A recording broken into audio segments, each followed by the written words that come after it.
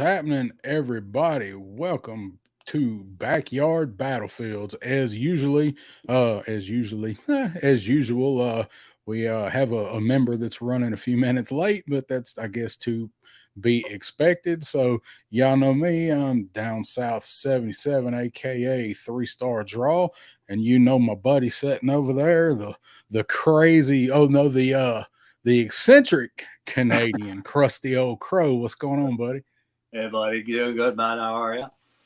Oh, pretty good. Just dealing with some crazy ass weather. We've had some bad thunderstorms rolling through, and if anything happens, if everything suddenly goes dark, it's because my power went out. There's some more cells firing up. We actually had a tornado touch down about 25 miles from me about 2 hours ago, give or take. So I don't know like what scale or anything, but any scale is bad when it touches down. But I actually had to text a couple of my buddies that live in that area to make sure they were okay, and they were fine. So hope everybody there was all right. But if anybody hears about some crazy tornadoes touching down in Tennessee tonight, that's near me. Hope it's better where you're at. Yeah, tornadoes aren't one of those things where if you told me they want to hit you, I'd be like, well, how bad was it? Yeah. It's like what did it tear up anything? It hit me. It messed up something. So yeah, other than that, man, everything's good. Just trying to sloth through the week. I haven't been ready for a Saturday and like this in a while. This week is just dragging. So far it's been a week of Mondays, and next 2 days aren't looking a whole lot better. Oh, brother, I'm sorry to hear that. I know it's like we're Wednesday right now, and if you're saying you've had 3 Mondays in a row, I can picture that week already, and yeah, I can taste it.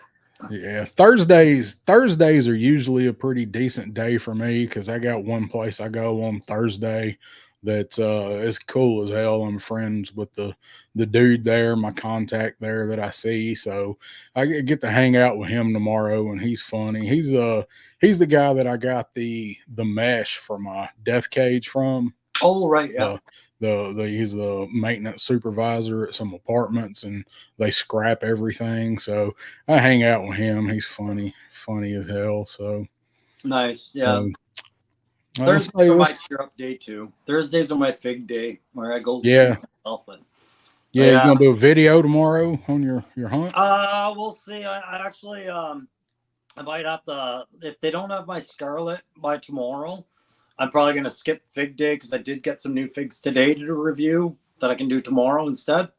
Okay. And just I've got to track down some things for grievances conversion just in case. But I also got to put an order in with Loki officially there starting next week. So get that. Well, that's good. Well, hopefully you can go and get you a few more things anyway. Have some luck if you go to your thrift store. Yeah. Well, even that, I've got to curb it just for now. Like I said, I'm sitting on a pile of little things, and some projects I really want to get started. And I know they could be replaced by new projects if I see them. So I'm trying to limit what I see. Yeah, I just have my projects aren't like y'all's projects. My projects are think about it for a month and buy a bunch of stuff and then realize none of it works and set it aside and look at it again for another few weeks. So I'm still trying to do my my Silverado. I finally got the part, the main thing I wanted for it, and it's not going to work. No, and I totally understand that that it's like what they say, your eyes are bigger than your stomach sometimes, right? You get big plans, you buy all the resources, and there they sit. I live in that. But that's why I was doing those battle procedure videos, because it was a way to get organized and not buy things. It would be like you're not allowed to buy them until you're at this part, Yeah, I got stuff piled up, my craft stuff. I've never owned as much craft stuff in my entire life as I've bought in the last 6 months. So yeah, it's fun. So I want to say, get to the chat real quick and say hi to everybody that's showed up here. So got Son of a Crayon Slayer. What's up, buddy? Got Wraith Mace, Triple C, Crimson Cobra Commanders in the house. Legend Series is here, and Carol is here. And that may be it for right now. So that is fine with me. I'm glad you guys all joined us tonight. I don't see anybody else in the chat, but it looks like there's more watching. So what's up to everybody that, oh, hey, look, there's that guy who should be in here right now. Oh, he must There he have is. just finished showering. Yeah, that showering, or he's eating some damn hot wings or something again. So, um, Did you never listen to D12 or anything when you were younger, did you? I don't think so. You're gonna have to refresh my memory with a song. No. We did that once. We're never doing it again. But there was a song Eminem did called "My Band," and it was all about how the band felt about being the backup to Eminem. And it was a little Okay. video. And Aaron's showing up late a few times in a row now. I'm starting to feel that way. I'd be like, he knows he's the headliner. This son of a bitch.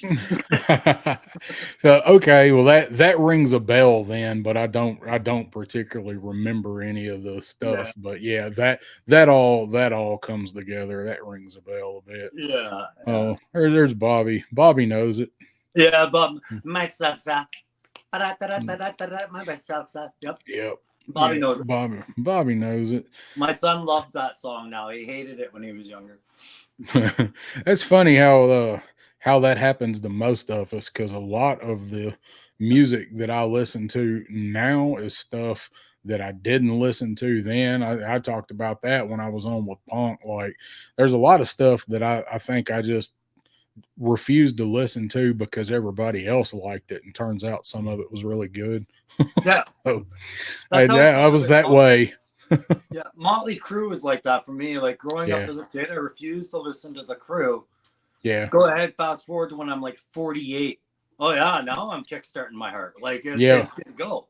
Yeah, and now if you start headbanging now, you're gonna damage a vertebrae or something. So I'll be in the truck jamming, listening to stuff. I'll be like, oh, I gotta slow down. Ever turn that back down for a minute. Yeah.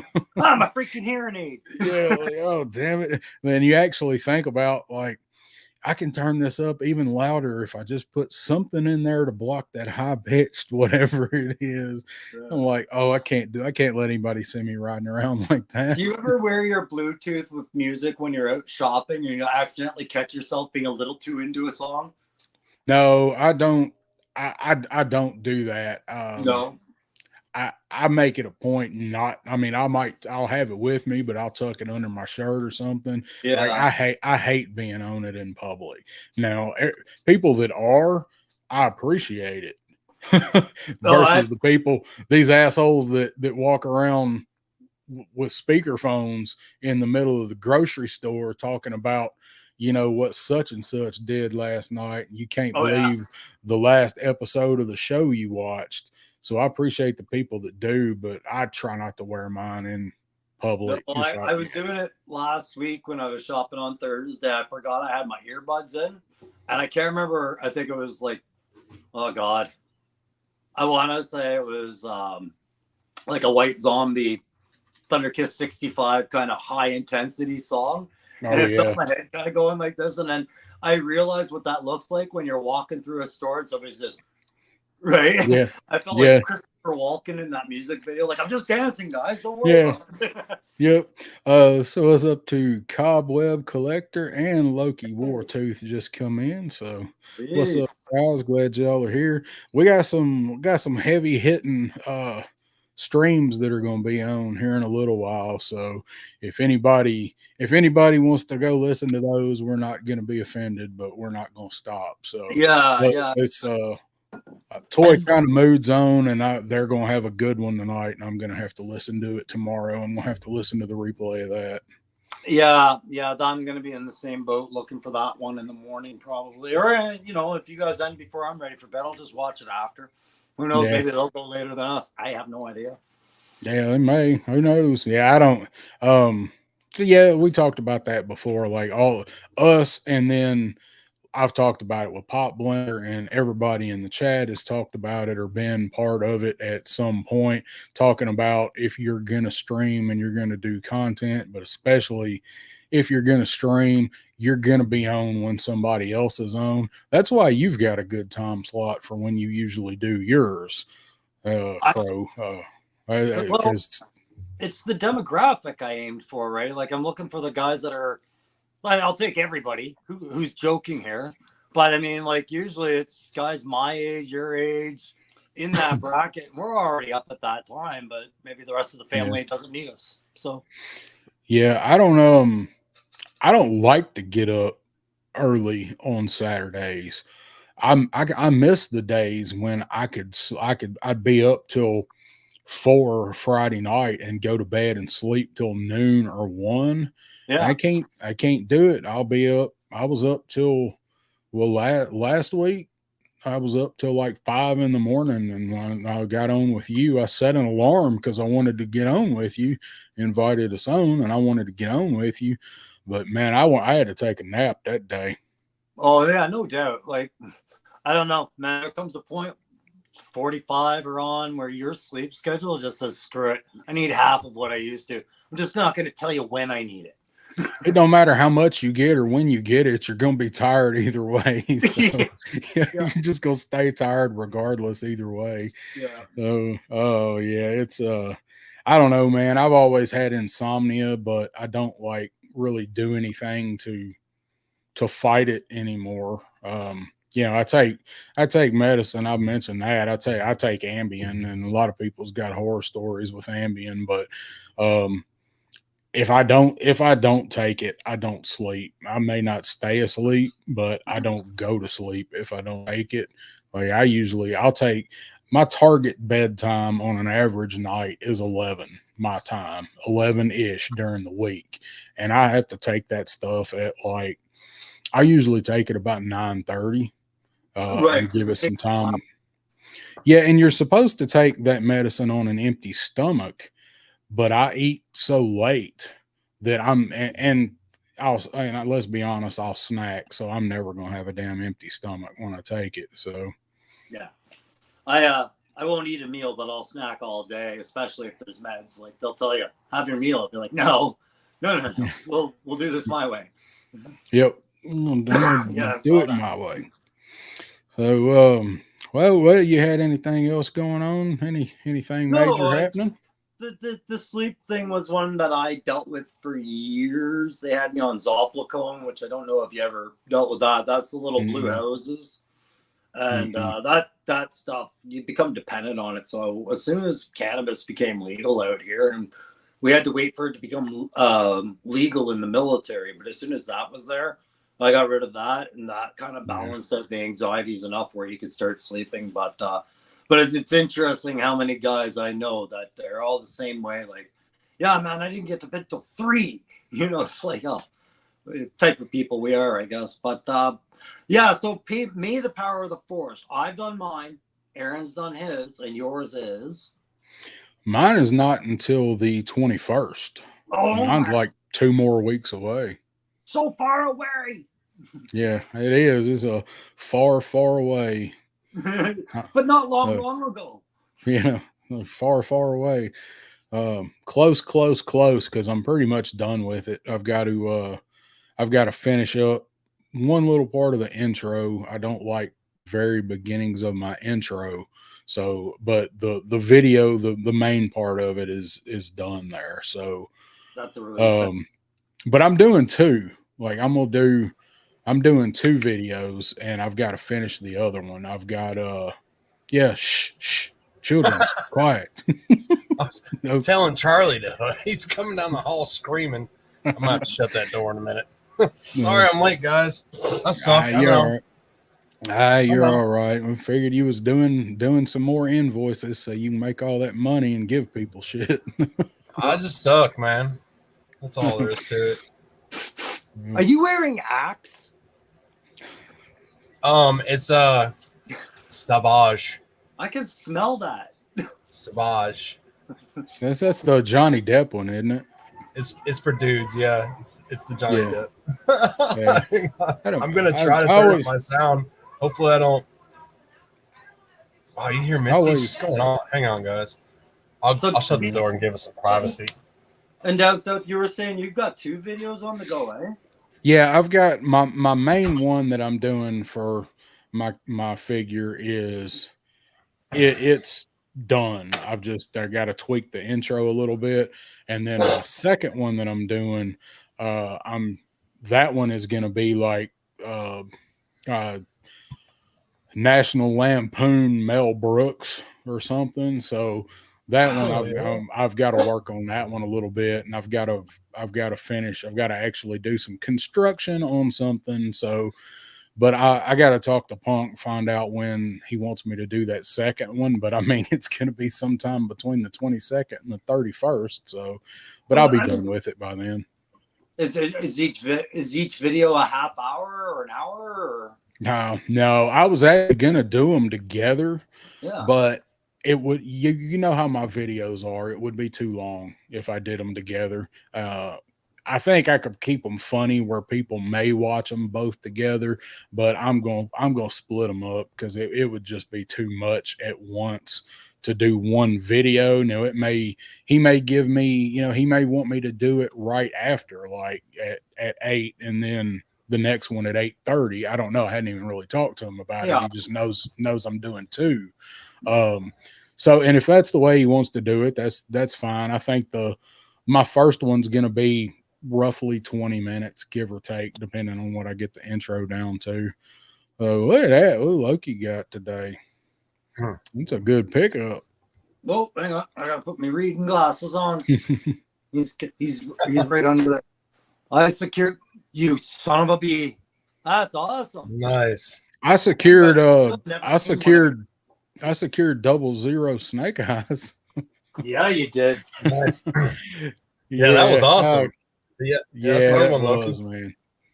I wasn't going to complain. I was showing DS today. I secured this. I secured the Gatling gun or roadblock. Nice, man. Yeah. I've never opened that one up, believe it or not. Yeah, that's the best one.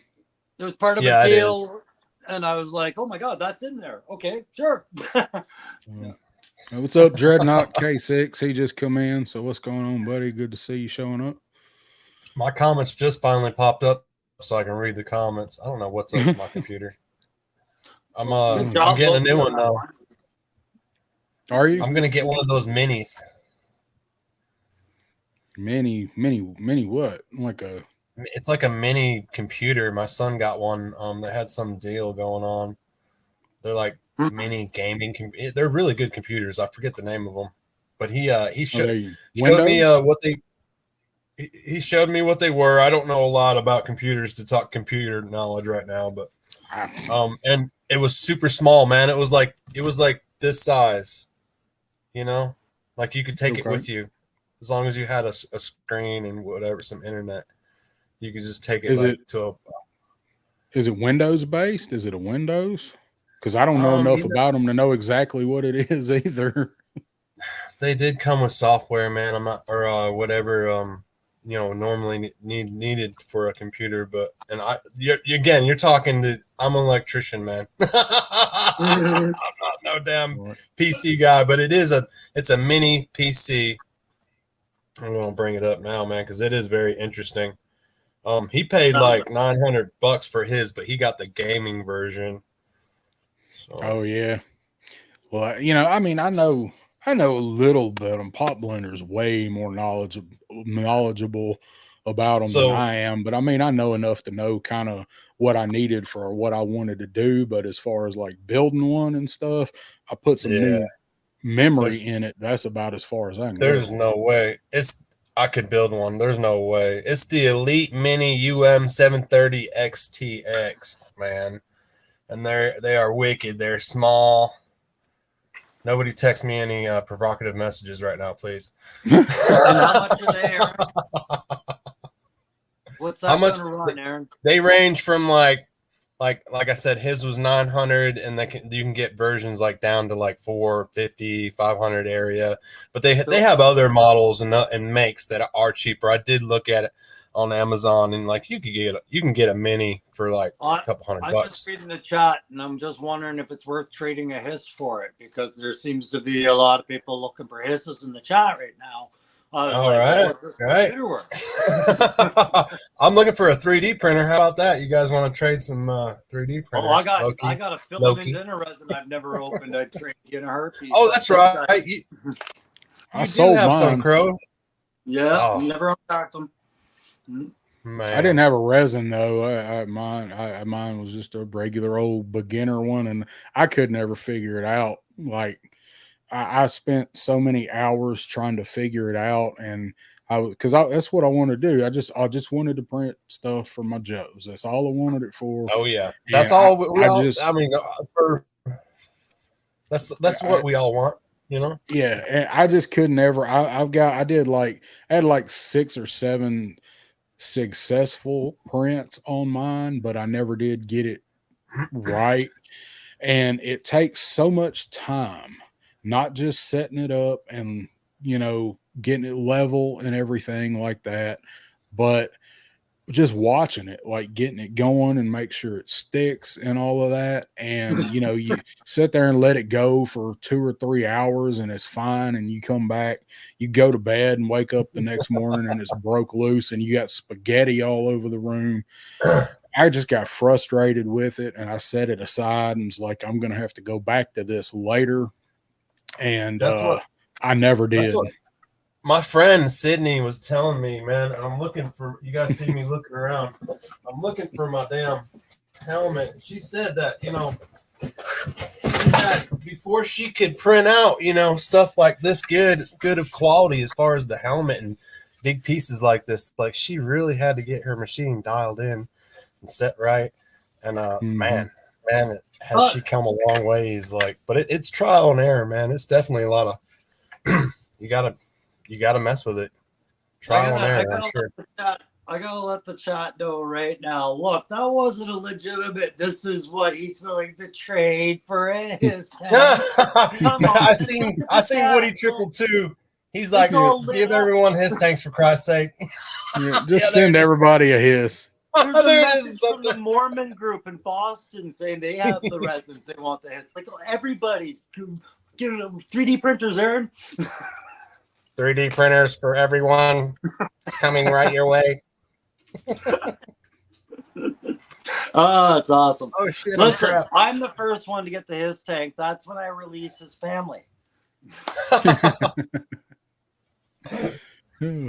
What his tanks, man? I already had to sell them for underwear. What family, Aaron? I traded them for Christmas lights. No, that's fine. Christmas. Battery operated lights to put in your projects, to put in That's other right. projects that didn't already have lights. That's right. I ran out. I know every time I pop up a video, you guys are like, he's gonna light it up. Yeah, pretty much. So I have to look for different little things to throw in there, like some tires or some Energon or I'll throw a banana peel in there one day. That first banana peel project coming from Aaron. Yeah, that HMS turned out. It turned out nice, man. Oh man, yeah. Those wheels, man. Man. I like those wheels. Lights too. Now, you've ever backed up a trailer before? Cool with it looks cool with all 3 different versions lined up. Yeah. What's that? No, I was just saying it's been clear that you've backed up a trailer before. If you're considering the lights and everything like that. I lost you, man. You broke up on me. Yeah. I didn't. Hey, for the longest time, and this is no shit, guys. I didn't learn to back up a trailer until I actually me and Missy made a boat. We refabricated a boat, but until we had a boat, I would always pull. I would pull trailers sometimes, but I would pull up to the job and I would make my brother-in-law or whoever was working. They knew how to back up trailer. I'd be, hey man, back that trailer up. They hop in my truck and do it. But I was forced to when I finally started boating and stuff. Yeah, And you got I've mastered it for 4 years now, so I'm pretty good. subtle Yeah. corrections. Subtle. Yeah. Yeah, I know. and I've never done it a whole lot just because I didn't ever have a reason to. But I got practice. I've got a little one that's really hard to see backing up. Like you can't even really see but it. So you kind of get see, practice doing that for my more. the little ones are tougher, man. My Much. 14-footer, Missy just bought me a 14-footer about 3 weeks ago. Just picked it up for me and everything. Surprised me. She knew I was actually broke down the other day with a flat tire with the old trailer. But those little ones are very tough to back up. The more smaller they are, the harder the cut, and then the longer it is, man. It's easier. Yeah, it Yeah. is. It's all counterintuitive, right? It's, Yeah. yeah. You want to go right, cut left. Yep. Yeah. Mhm. But I've also got a camper too, so that helped quite a bit. Getting used to backing that thing up. So Oh, that's yeah. pretty good. When I first learned, it was on those military cargo trucks, and it was a water trailer. And I have to this day no idea how I did it, boys. I was backing it up into a little parking spot in a tree line.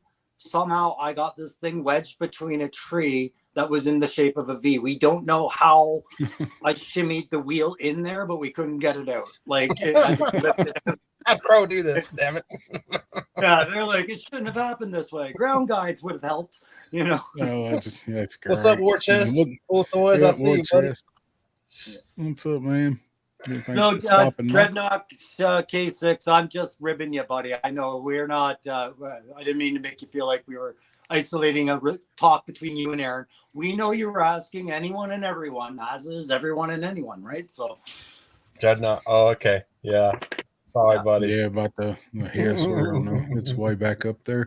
Yeah. Yeah, I just got the one, which I bought after it was already out because I didn't back it because wasn't into the line yet. So mine was second hand, I guess. But I got it from a buddy. I got a good price on it. Like I said, when I got mine, I mean, I got it for a good price for what they were going for at the time because they just come out, and then and he made a little money on it, so I'm happy with it. But would I like to have another one? Hell yeah. I got two to play and one to stay. Yeah, I get the appeal, but it's unfortunate. Like I said, it's one of these lines where if you're just coming into the line, like some of us did this year, you can. Like I sold a ton of hockey cards to buy my collection, like a ton of them to buy most of my figures to get started, right? But you could see the appeal of going chase after HasLabs. Like, oh my God, I got to go back. I got to get the hits. I didn't get in for the Dragonfly. I got to do that. And my God, man, what a lure that is, right? Yeah. Like, I was just getting pumped into Classified a few months before that HasLab came out. And then when I found out about it, of course, I bought one right away. But I wanted additional ones so bad. And believe me, Missy gave me shit about it. She's like, how much are you spending? When are you getting it? She couldn't believe it. I worked my ass off that week and came up with the extra $600 damn to get me two more, man. And I just hustled and hustled. It might have been a couple weeks. But I knew that I was like, this is a pinnacle moment. I better seize the moment while it is. Only a certain number going to be made. And I just had to get my hands on them, man. I made myself do it. Yeah, and that's just it. Like, I mean, if you can balance things out and you can come up with a reasonable way to do that, then I totally understand it. It's when you can't satisfy that itch, and you can't go satisfy that itch, and you still go satisfy that itch. And then there's a problem in your house about it. That's where I kind of I'm not walking on that line, right? I'll get on the next HasLab. And man, dude, I am like a freaking cat. I mean, on that, I'm like, that's a fine line that I quiver sometimes, especially with having a wife. Oh, I'm not doing it because the amount spent on figs on a weekly basis, right, makes that line even tighter. If you even bring up HasLab, you're like, I know better. You guys in the chat, don't think that everything's daisies and it ain't all the time. We argue. Once they hear once they get conditioned to hear HasLab, I hear that automatically. The ears perk up. Is what Oh, I've been told. So Crimson Cobra Commander here is like I can get a 3D printed one for $350, and you can probably get a damn good one for $350. I personally think that the HasLab hiss is going to come down even more than what it has when the Dragonfly comes out. I've seen his tanks go for $400 on Facebook. I've seen them as low as $350. The normal going rate that you can always get it at basically right now is $500, 5 to 6 shipped. I mean, you can get one. You can find them pretty easy shipped. There's been several people over the last week or two in the classified community group that's if you could do local pickup. Wherever, $4 or $450, but I've seen them like you. I've seen one for $350 plus shipping, and I've seen several for $4. And to me, going back to what Triple C here says, if for me, I would try and jump on something like that before I would buy a 3D printed one myself. Like I'd just stop money. Because you're always going to be like, man, I should have got the real one. It's always going to be in the back of your head. I'll guarantee you 3D print is wonderful. And I've seen some really great 3D print stuff, but then if it drops and it fractures in any way, it's done, son. That stuff chips like peanut brittle, like old grandma candy. Just Woody that's just busting balls about the hiss. My bad. Aaron's like Oprah though. Laughed my ass off. You get a hiss, and you get a hiss tank, and you get a hiss tank. No, I'm not that bougie. So I wanted to touch base on this. You got to think. I'm on the HasLab page right now, or the Hasbro page. You got to think on these his tanks, man. There was 26,000 of them made, 26,772. All right. Mm-hmm. In the classified collectors, and it goes up daily. I know we might lose collectors too here and there, but it seems like a lot come pouring in because you can really tell on Facebook because people are just the questions they ask and things like that. It's still growing. So, man, that I'm there's not that many. Yeah, I'm just gonna wait until I'm gonna start stalking the collectors that I see are in tumultuous relationships, and I'm gonna wait for the one that has the most high maintenance girlfriend to break up with them. And when she sells that thing for $20, I'll buy it. Like, just to show them. Hey, if everything goes down south for me, I'm definitely going to hit you guys up with the sales. You guys get the first dibs. We're gonna hold you to that, but we hope nothing like that happens. So. But I better get a text. Like, hey, down south, man. I've had a wild night. Nothing but blowing hookers. I gotta damn get rid of my collection, bro. I gotta come up somehow. Aaron you gotta get some money back in the dragonflies, man. Yep. Wild weekend in Vegas. Yeah. I've never been to Las Vegas. I always wanted to go, but I've never been. Which people are surprised because I like to play cards. I like to gamble. Everybody's like, well, you gotta go at least to Vegas, once, man. At least once.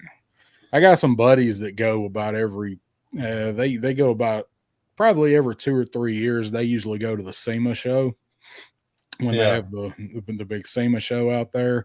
And one of them has gone a couple times to the Consumer Electronics, the CES. He's gone to it a couple times.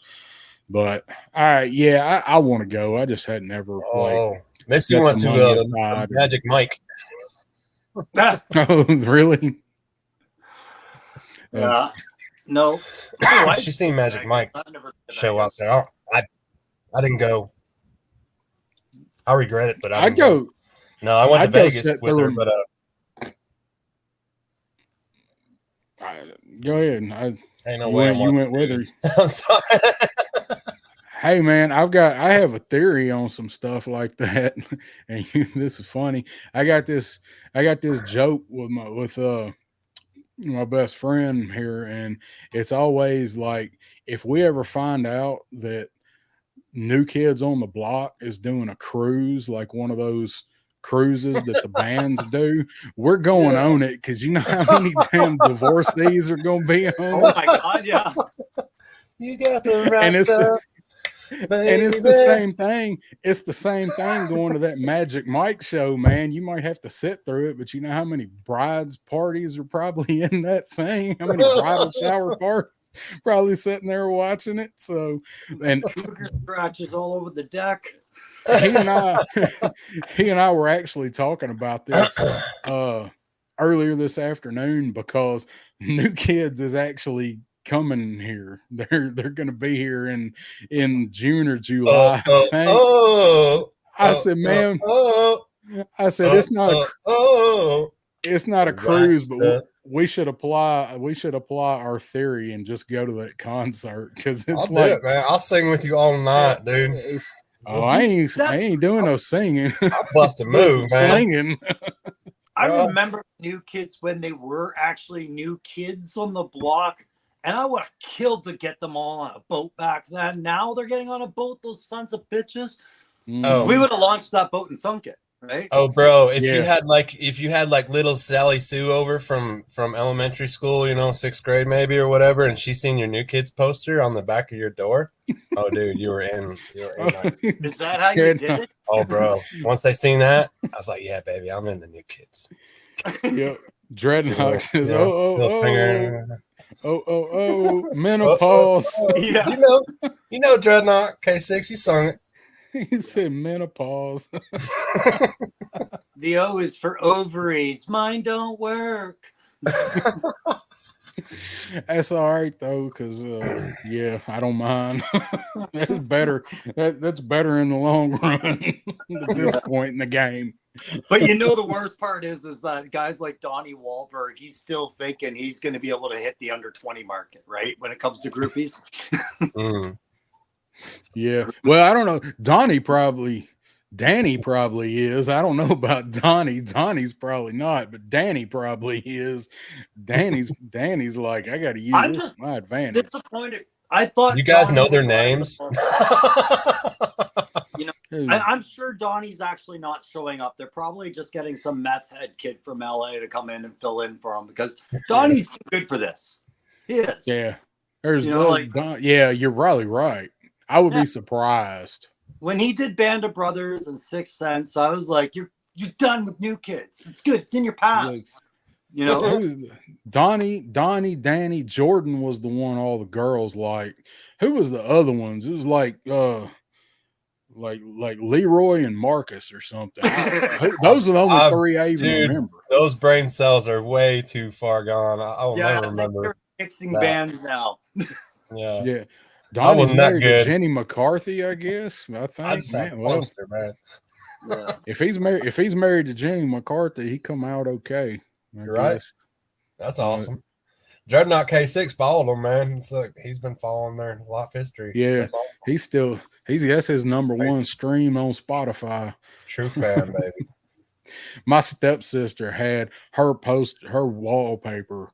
Her room was wallpapered in posters from like Tiger Beat and whatever those other 16, whatever those magazines Team were. 16 or what, Sweet 16, whatever. Her room was wallpapered in that stuff, man. Mm-hmm. I walked into some of them bedrooms. I just remember I was just getting to the legal drinking age out here where you could go to the clubs or maybe sneak into one. That's right. Because I remember we used to sneak across the damn bridge, man, and my sisters did and stuff when they were that age, because you could drink over in Canada. Yeah, 18. Yeah, and they would get hammered. But to see proud dudes dancing on the floor to New Kids on the Block in unison together, wearing the hanging down overall look. It was a hard time, man. I was really into punk music back then. So New Kids on the Block are like this. It's ice water through my veins, even saying that band's name, right? So, Yeah. Well, if you were a dude back then, like, yeah. Well, I mean, Droopy just overalls. hypothetically, I think you probably were, but for the dudes back then, like, if you were, I guess, a straight dude, like you couldn't stand New Kids on the Block because that's all. Yeah, that's all you got compared to. To be a dude listening to New Kids on the Block was to openly wear a t-shirt saying, "I'm just here for the snatch." Well, that's it. Like you Oh, did yeah. it for a girl. There is no way you did that because you like the beat. Yeah, but if Girls I'm like them, listening, man. if I'm listening to like a variety station, something that plays it now, I'm generally not gonna skip it. I'm comfortable enough that I don't have to skip it. Like, I may Yeah. not want to hear it, but I don't have to skip it now. Yeah. So Now it's different, but Crimson Cobra Commander's tired of talking about New Kids on the Block, so he wants to know what everybody's dream piece for classified would be. So you talking stuff. Yeah, I want an in-sync playset with the light up letters behind them, and Justin with them. That's what I want. Dream piece for HasLab, huh? Or for classified, Dream right? classified Holy Grail. It's a really good question, actually. Classified Holy Grail. Yeah, I'll. It's got to be feasible. It can't be. No, he says dream. He puts in dream. So dream. I'm guessing it doesn't have to be. I want the whole Joe verse, the whole universe. Then define your question, and we can better answer it. Triple C. I can answer it right now. I can. My dream piece, honestly, would be something innovative and classified with the old APC. The amphibious APC with the turret and the removable canopy. Yeah. When I see that thing, I see a HasLab and I see a whole lot more. I see a possible RC. I see, the playtime toy we had as a kid, but it's a centerpiece in the middle of things just because the way they can configure that with seating or cargo or carting around a couple of rams, all that stuff. Yeah. That thing's a story in a box. I think mine would probably be the Night Raven, only because I know we're going to get the Rattler. I think it would be the Night Raven because that's plausible. I think it could happen. I know it's a big jet, but it's not much bigger than the Rattler. But man, would it be a sexy beast sitting on a damn counter? Well, I mean, if I still need to know what his definition of dream is. Are we talking stuff that, like, seriously could be done? Or are we talking about like the town of Springfield? Yeah, I mean, because Springfield place that. I'll take a bikini Scarlet and a freaking Tomahawk any day. I mean, what the heck? Yeah, we had who was in the bikini? It was Baroness that was in the bikini, and was that the Game Master episode? I think. Yeah. Think it was that one. Yeah, so we had that one. So he's already there. He don't need it. So all right, he says anything. I guess that's except the flag, one piece, or character playset. And I saw I highlighted. You said yours was the Defiant. So something like that. Man, as much as I would love to have a flag, even in classified, and it's a dream, it's, we know it ain't feasible, whatever. I think I would probably go with either the Terradrome or the Defiant. The Terradrome, because I did have it when I was a kid and I love that thing, or the Defiant because I never had it. I did not have Defiant when I was a kid. Now I'd love a flag. I mean, who wouldn't? That's kind of like my answer for who's your favorite Cobra. It's always going to be Cobra Commander. When I hear that question, I assume you mean other than Cobra Commander. So I would say Terradrome or Defiant myself. Aaron. What? I was waiting for you. I thought you wanted to say. No, it's your turn, but you know what? You could make a flag, Aaron. You just make it out of a boat. Oh man. Yeah, there you go. I'm Yep. making out of an old boat. I already said the give it- Raven. It's not my turn. Yeah. Oh, Woody's got a good one. That would Rolling be Thunder would that'd be be a damn good one. yeah. Roaring Thunder. I'd I like like the the Rolling Havoc Thunder. too, Loki, but I mean, I'm thinking bigger terms than because I think the Havoc is kind of feasible along the lines of Aaron with the Night Raven. I think the Havoc would be somewhat feasible. They would have to modernize it a little bit. And me and Pop Winter, talked about that. I'd like to see the Havoc. I don't think the Havoc would be popular enough for HasLab, but we're talking ours. So I'm just going bigger than the Havoc, Rolling Thunder and up. I would like to see the Havoc, but there is something that could be done with the little hover machine that comes out. That could be a little cooler looking. You know what I mean? But I Yeah, do like the hat. I like the way it looks. Now, if I were to run a little bit with Triple C's question, I tell you one thing I dream of Classified doing is carrying on with its innovative ways of updating things and filling gaps where they weren't. And if we remember back in the late 90s, they started releasing vehicle kits of an Apache, of an F-16, a Humvee, right? Like they were modernizing back then. It just, I don't know how it was being received, but one thing that's always been missing, and Aaron can see this in the comics now, and whoever's reading the comics, but those C-130s. Wild Bill's not flying around in a Dragonfly half the time. He's flying around in a C-130. And if Classified ever gets a Spectre gunship C-130, that's what I was about to say. Could they give us a spooky? oh my God, that would blow my mind. I would gladly mortgage everything and live in a tent to have a Classified Spectre gunship. Yeah, you want to talk about some price and some huge size. You'd have to have a whole room to put that in there. Yeah, it would never happen. Yeah, because if the Sky Striker is unobtainable, then that. But there's Aaron's comparison for the argument. Woody's talking. I think it was Woody just said something Yeah. about the size comparison of a Rattler. Well, you guys really think that this year's it's going to be a Rattler? I feel like it would be 4 foot long. Man, if you really look at the his tank and all the plastic and bulk and material that's being put into it, and then you take a look at the Rattler, and I mean, if they were to ship it in a couple, man, it would be a little bit bigger, as you see right here, a little bit bigger than the his tank, man. It's not as far fetched of a piece as people think.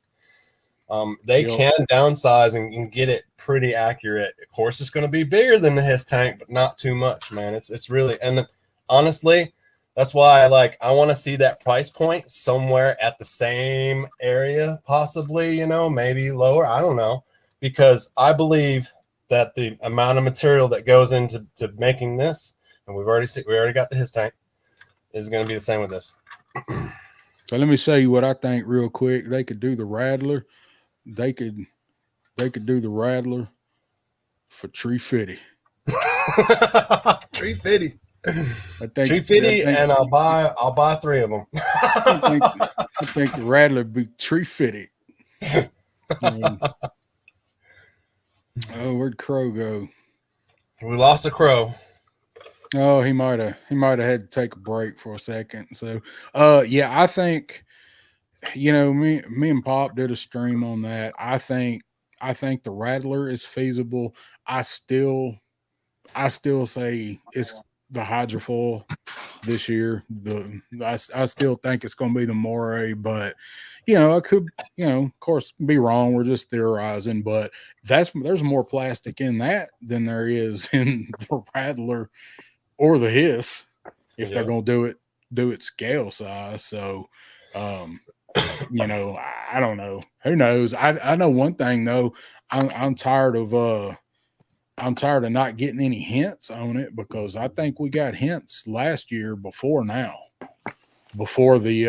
Yojo June kicked off, didn't we? When did we get our first hint when everybody was trying to decipher the message for the Dragonfly? Seems like it was in May. Yeah. I forget when exactly it was. Woody, I think the Rattler would come in $350, and the Moray'd probably be $400. Oh, that's my opinion. Trying to get back on that. Really. I'm here. Oh, there he is. What's up, Crow? Yeah. Fixing my camera. There we go. Oh no, it's still not working. I see you. Oh. That's terrible. Let me fix it. Where'd my beard go? Yeah, the hydroflow. Yeah. So you gonna have to cut the hair too? Eventually, yeah, I think so. It's I don't You won't. You won't cut it.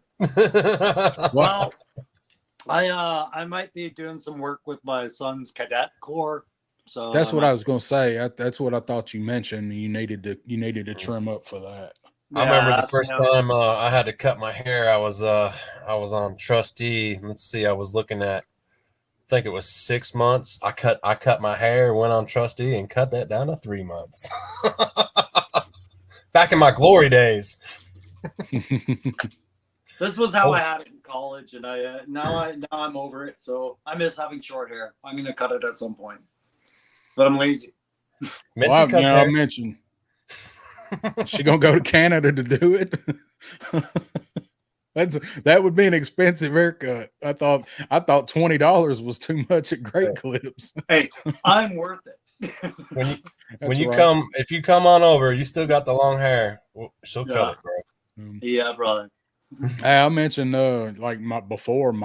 This is the longest mine's ever been in my life. Like, this is the only time in my life I've ever been able to have a ponytail or whatever you want to call that. It's been near this long 2 times, but this is the longest it's ever been. And I kind of wish I'd have done it when I still had some of it left on top. Well, that reminded me. I watched your video, or your live, or no? Were we doing a live for the intervention? Where was that a video? That was a video. It was just last night. Oh yeah. my intervention. More. But no, that was the first time I'd ever seen the back of your head, and I'd never noticed you had a ponytail. Yeah. When I rewatched it and I was sitting at that angle, I was like, "Damn, it looks stupid." No. I knew you had a long hair. I've seen it somehow before. Yeah, it's down to, it's down to here, but it's long, like the top's long too. Like, it's not in a mullet or anything. It's all the same. It's all the same length, and I just pull it all back. But I don't know, man. I like it. I've just always wanted to grow it out, but I couldn't stand it when it hit the back of my neck. Yeah. And I just got to the point where it's like, if I'm going to do it, I need to do it now while I still got something to grow out. I had long hair all through my 20s, so I'm done with it.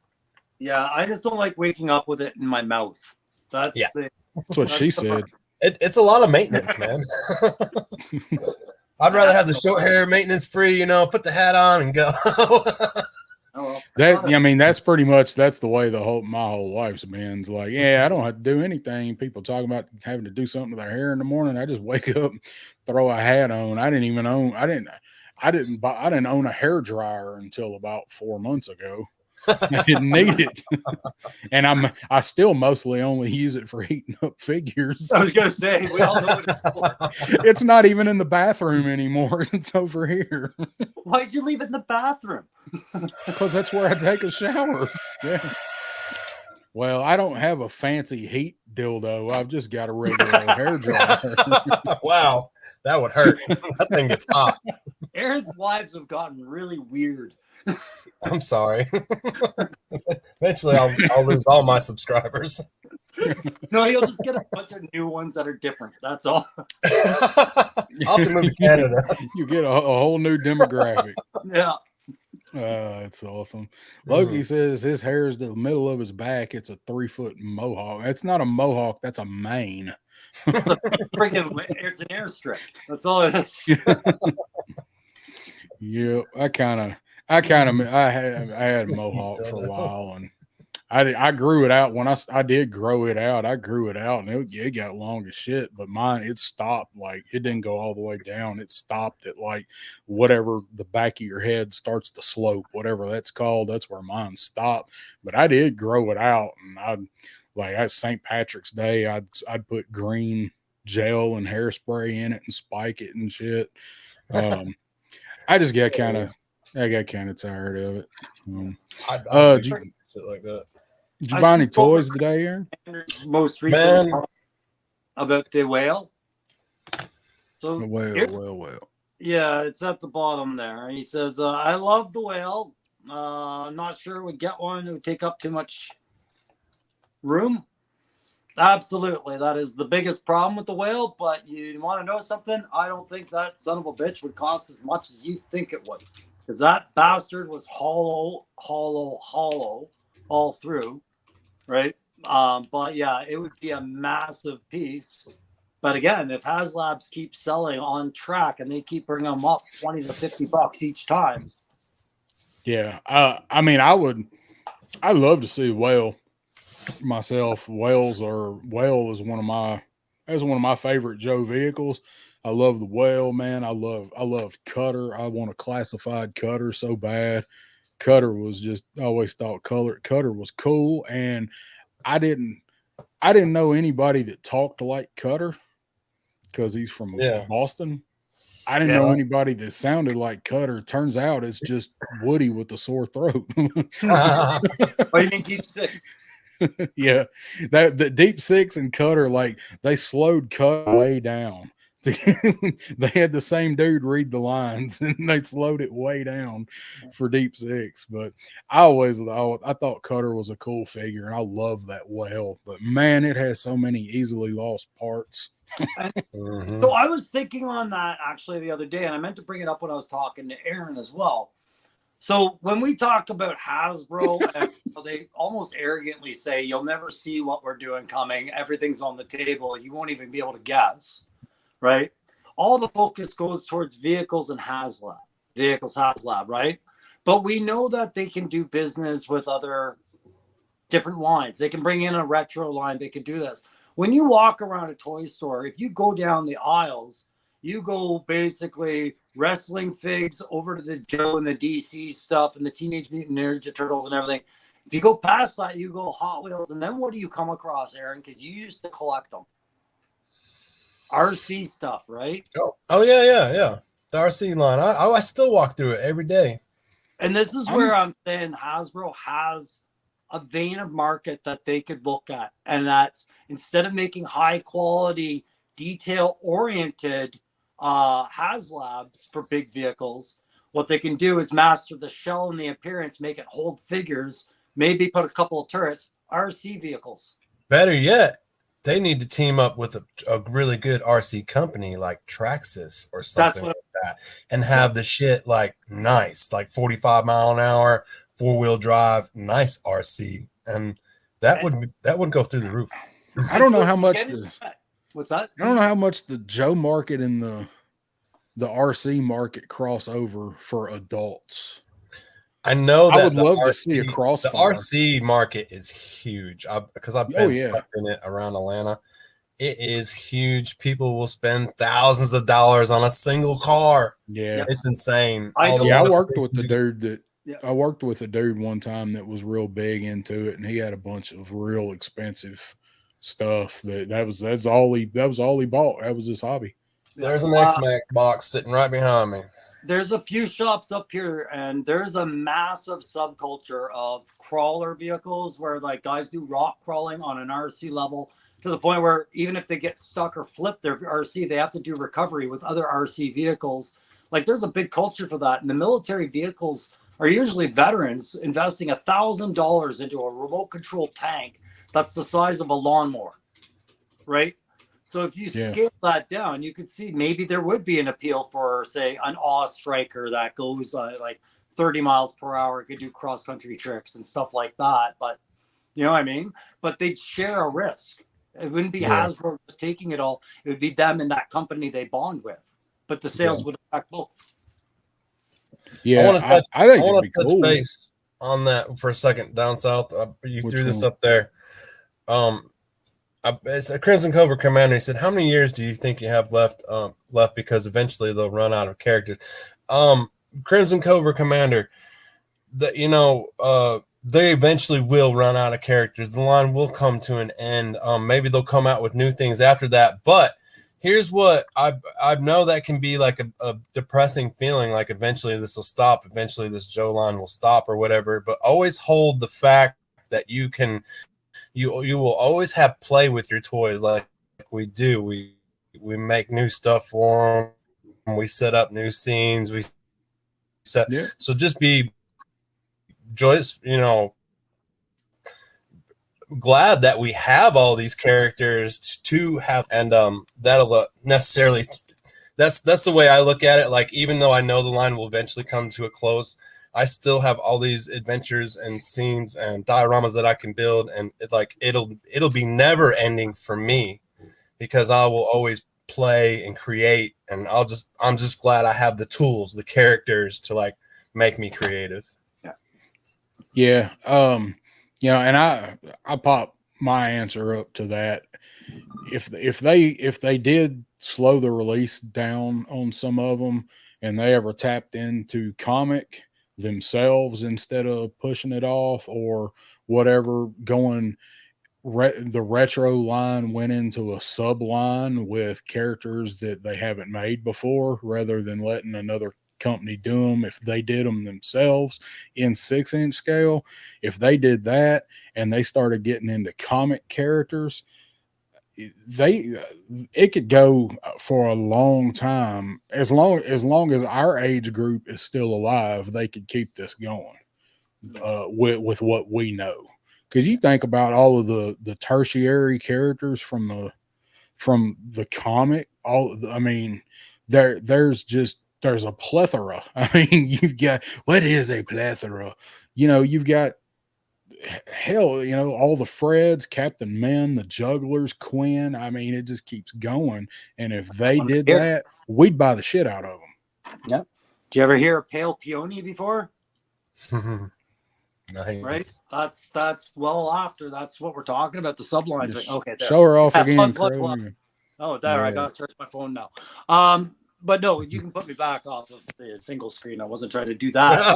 I wanted to reinforce the point. I was like, put everyone back. What we're looking at with the Hasbro, right? Just like anything else, and YouTube content creators know this, is it sustainable? If you go back to what Emily and them were talking about recently, this line was not expected to do well. It really wasn't. It wasn't projected to be what it became.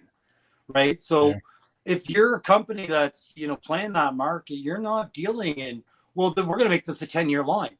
You're dealing in maybe like hockey contracts, 2, 3, 5-year contracts of expectation, and seeing what those returns are and then committing from there. But the nice part about what's going on with Joe is we have a Transformers movie coming out that involves Joe. We have new comics coming out that involves Joe. All these new properties are going to bring you new repaints, new characters, new everything. To say 10 years is not horrible. What it's also saying, though, is if you look at it, once we get past the characters we know, like every other company, you might run it into the ground, right? Yeah, as long as if they do classified figures from the new movie, I don't care if the movie is good or not. As far as the figures go, just don't number them. Oh God! If we get past 300, I think we got to do a reality check here. Yeah, they could. I mean, honestly, they could go for a long time with the line, depending on how they want to pace it. So, Aaron, I asked if you picked up any. Did you get any figures? Did you pick anything up? I just got another Zerg, and I got some Motu I can show. But yeah, I picked up the other size Zerg that I wanted two Zergs, both sizes. How big is the bigger one? How tall is that? This is the 14. This is 14-inch considered. That's what, and this is the 10-inch. So it's they both look straight. I have to order another head now because I only got one. Only got one of those so far, so that's a I'll order the other one, and I'll have two sizes. Be cool. I popped the head off this one. It popped off pretty easy. The ball joint? Yeah, ball joint. And you can put this one on it, but this is really This looks too big on him. It's really for the other Zerg. It's supposed to be a little downsized. The head's supposed to look a little small on there. So, as I think about putting you on solo right after you put it down. So hang on, wait, I got it. They call me still Hard. getting used to doing this. Like a pro. See how it just is too big on that body? It don't look too bad. It don't look too bad, but it if you've seen the way that they look on when Iron Ken shows his, they look better. That I know. They look better. They look better with smaller heads. I gotta give Ken the credit, bro, because it was a brilliant idea, man. It's a good idea. I can't argue with that. That is a good idea for it. That thing would be cool. I cannot find a Sentinel cheap. Let me grab a couple other figs real quick. They're right out here, guys. I'll show you a couple other things I picked up. Did you pick up anything, Darren? I did. I did also. I just got that too. Oh yeah. Weird how you came across that. Yeah, it just fell into my lap. Is that the that was the Ross deal there? Yeah, those never. I never saw those at Ross. I love that figure, and I'd have bought it, but I those never showed up at my Ross. What is this? It's a He-Man 3-pack. 3-pack. I saw that. What'd you get it on clearance for? I see the tag on it. $16.99. It's like $5 a fig, man. Yeah, it's great for 3 figures. I saw those. I was waiting for it to go on clearance. They had a bunch of them, and I was like, "That's gonna go on clearance. It's gonna go on clearance." Yeah, and it did. So I picked one up. Yeah, I don't think the Target that I go to that has that one, I don't think they've sold one. Then I picked up well, I still got to ship yours out, man. I'm probably going to do it tomorrow, but I had to get me one too, dude. I found another one. I was like, yes. Went back and got you a Slaker, huh? Yeah. So look, man, hang on. Classic Woody 222 style, baby. Yeah. No, you need one more. No, he's only got 2, I think. No, he's got 3 now. Do I look like Woody? I'm not that handsome. I need the nose rings. Your hat bill is too curved. Oh, that's right. You need to straighten your hat bill. It does match your shirt though, so shit. I got some straight bills in the damn closet, man, but I'll get it right because I ain't gonna be able to get it right. If I had any, where they'd be too. Woody 222. He's my new favorite toy tuber. I thought you had 3, Woody. My bad. I thought it was 3 and you showed in that video. Oh, by the way, hey, I wanted to that brings up my next find. I was only able to send one of these out to Woody 222 because that's all I had. I came across 6 of these bitches. So Woody, I'll send you another one if you. I know you need double hoops, man. I know you do. And there was somebody else that wanted one of these. Well, I picked a couple up for Woody, and I got picked a couple up for Legends. So I don't know. Oh, you did? Needs them? Yeah. Nice. I don't know who might still need them. All these that I go to has still got. They probably still got 50 of them. Really? Because they sell out quick over here in Atlanta, man.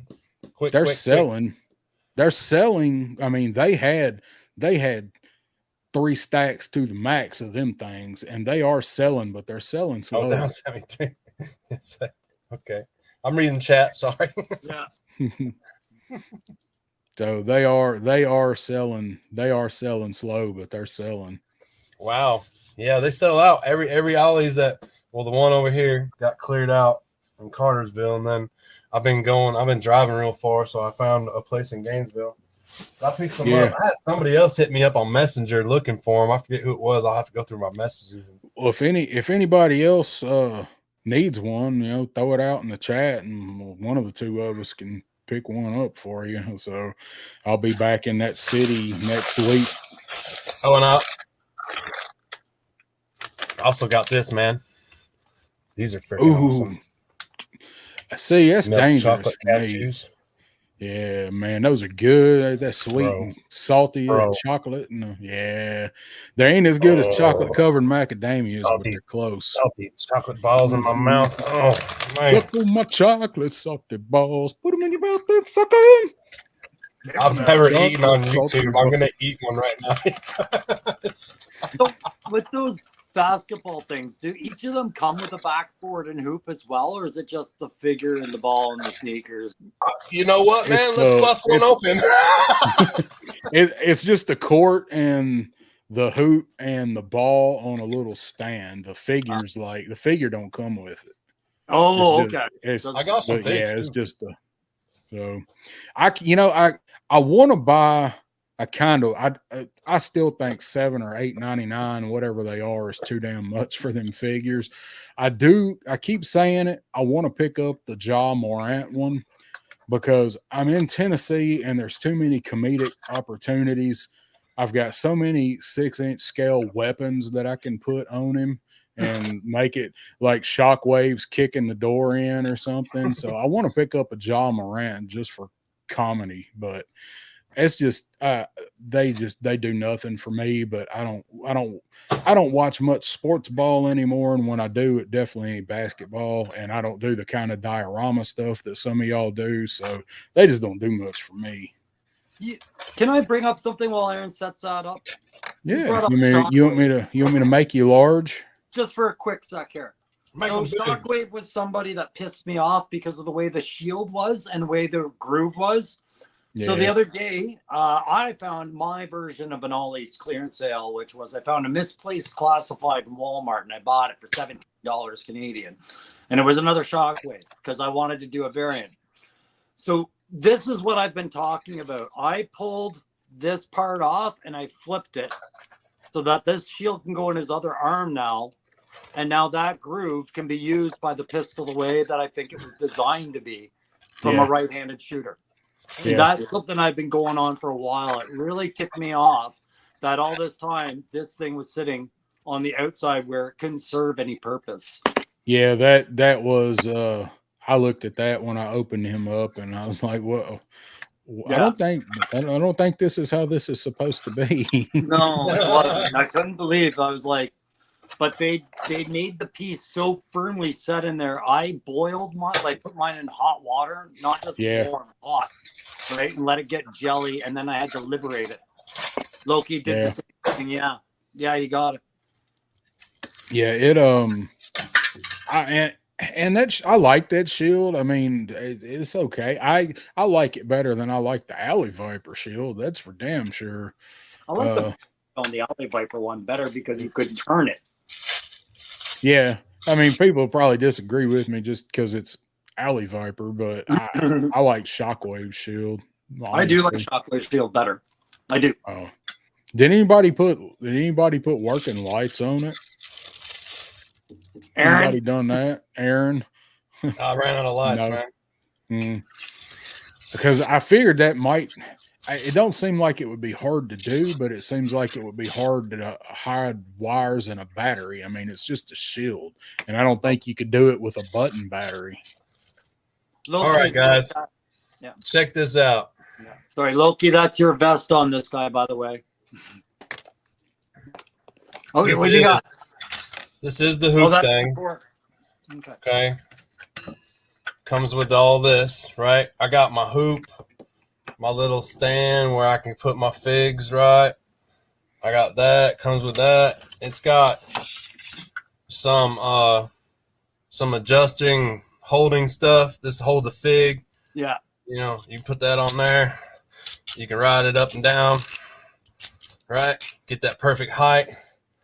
You know, you may be short like Punk, you know, and you'll have to jack it up, you know, something like that. That's a lot of plastic though for buying. You know, at Ollie's, these things are $4. That's a lot there. This is the worst part though, man. This is what hit me like a damn heart attack. Is there's no free balls, man. Yeah, just. Yeah. No free balling in this package, man. No free ball at all. That's the complaint I've seen most everybody have with that. Got a ball in the net. The ball on the left looks like The ball on the left looks like it's hanging lower than the one on the right. That always. Yeah. It does it every time. I don't know why. Every time I got a damn shot. Flick it. It's See if not it goes being- back up. It's not being cradled properly when you throw it in there. So, Damn it, man. But that looks Yeah. looks cool. I like that shit, man. I mean, it's all right, but Hey, yeah, I Aaron, don't know you where know my what? starting lineup picks are. I see a scene that you got to do with this, buddy, What's that? because you're big into the X-Men 97 right now. Almost every 30th issue of the X-Men is a sports issue where they're playing basketball or baseball. That's an X-Men piece right there. That basketball net. Oh yeah. that was Oh yeah, that scene, man. Definitely, bro. Yeah, like Definitely. Jim Lee did a really good X-Men playing baseball one, I think, and I think he did another one where they played basketball. And yeah, Gambit jamming on Colossus or somebody. You know, that'd make a cool scene. Yeah, man. I'm gonna do it. You talked me into it. that I was wonder if something. anyone else is done. Yay! Yay!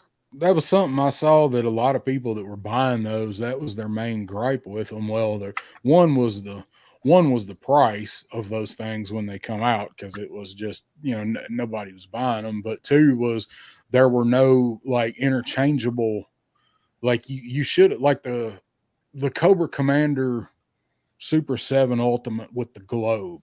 Like there should have been a ball with a peg and a swappable hand, like maybe a swappable hand for each side that you can put the ball in. Like they're, shooting, dunking, whatever. That was one thing that really hurt those, along with the price point, was they didn't do anything like that. And that's what you needed to do to get a ball. There was no singular dribbling or anything like that with them. Yeah. So Loki's saying that the figures have the balls.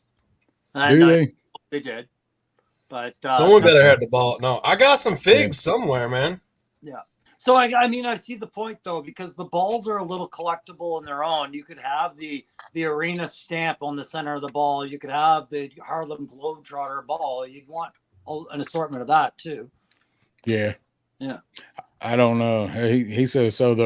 The figure comes with the ball, but it's stuck to the hand. So well, my it ball is always stuck in my hand too. Yeah, I mean that's it's just the easiest way at this point. So I am going to hop up just a minute and let you two converse, because I'm going to hit the banyo and I am going to fix another cup of coffee, and I shall be right back. When you get back, we never did tell the guys we have a good topic to talk about tonight, right? Oh yeah, we just hadn't got that far yet. We're Typical gonna do night. that. We pick a topic and then we don't talk about it. Yeah, we're going to though. And I do have one thing I picked up that I'm going to show real quick when I get back, and then we'll get into our topic. So I'll be back in just a second. So, Aaron, one thing I didn't show down, or I showed DS earlier. I'll do my little quick show and tell now. Now that we just sit here with the split screen between us. I can't tweak it on my end. I don't think you can. He left us alone with his channel. Son of a beast. So I don't know. What do we do? I think his idea of doing a Care Bear show and a Little Pony crossover, I mean, it's got potential, but I think we should hear him out. Nice. But But I seen a little grumpy bear in Walmart today, and I was this close to getting it, dude. I almost got it. yeah. Hey, I Probably got my first Valor. I got that. Oh no! Wow, how about that? Operative there. Is that what a Valifig looks like? Yeah, I guess. So I'll talk to you after. Valifigs, they're all black. Oh. This one had, but this one had 2 heads as well, just like Joe's, where they do the troop builds with multi ethnicities. They did that with this. But yeah, I bought a used bag of figs off the guy I bought the ninjas off there, and in there was some Val. I was like, wicked. So yeah. Break it down, Crow. I know you played with it. Tell me about it. How did it feel? I'm gonna do a review, and you and I got to talk backstage because there's something in there that you and I talked about before. I want you to know about, but okay. I didn't want that to do this. I showed Down South this, and I want him to be able to show his thing when he gets back from coffee. But just because we've talked about it so much in the chat, and people might have thought I was full of shit. Snake Plissken's in my collection, guys. Nice. Yes. I found the right body for him. Oh, bro, that looks so good. And if you're wondering where he fits in the brain cannon, who do you think found the Wolverines in Colorado and made them into a better unit? There you go. Yeah. Escape from Denver. Dude, yeah. I mean, Snake Plissken is, God, I just want to eat all these salty nuts. Oh. I want that. My chocolate salty balls. I just want to pop them in my mouth. Pop them in my mouth. Did you ever watch this? Put them in your mouth, then suck them, put them in your mouth. We definitely ain't getting monetized now. Yeah, there we go. All right, I'm taking a quick break to do the exact same thing you just did. All these breaks, man. How can you guys pinch a loaf that quick, man? Says the guy who was friggin' late. That was for you, Woody, too. Pinch a loaf. Yeah, I don't. I think I should probably invest in a catheter or one of those sports things, that you wear to the stadium before I stream. Because it's just about all I drink during the week, at least, is coffee and water. So yeah. I mean, dude, you ain't telling me nothing. I'll piss in a bottle in a heartbeat. Yeah. Weekend's a different story, but yeah, man, but I like to throw my coffee back. So are you still working on them nuts? I heard you. I can still hear you guys. I've got earbuds in. You heard us? So. Damn. We didn't anticipate all that. Yep. Crow showed me a snake before we got on the stream. So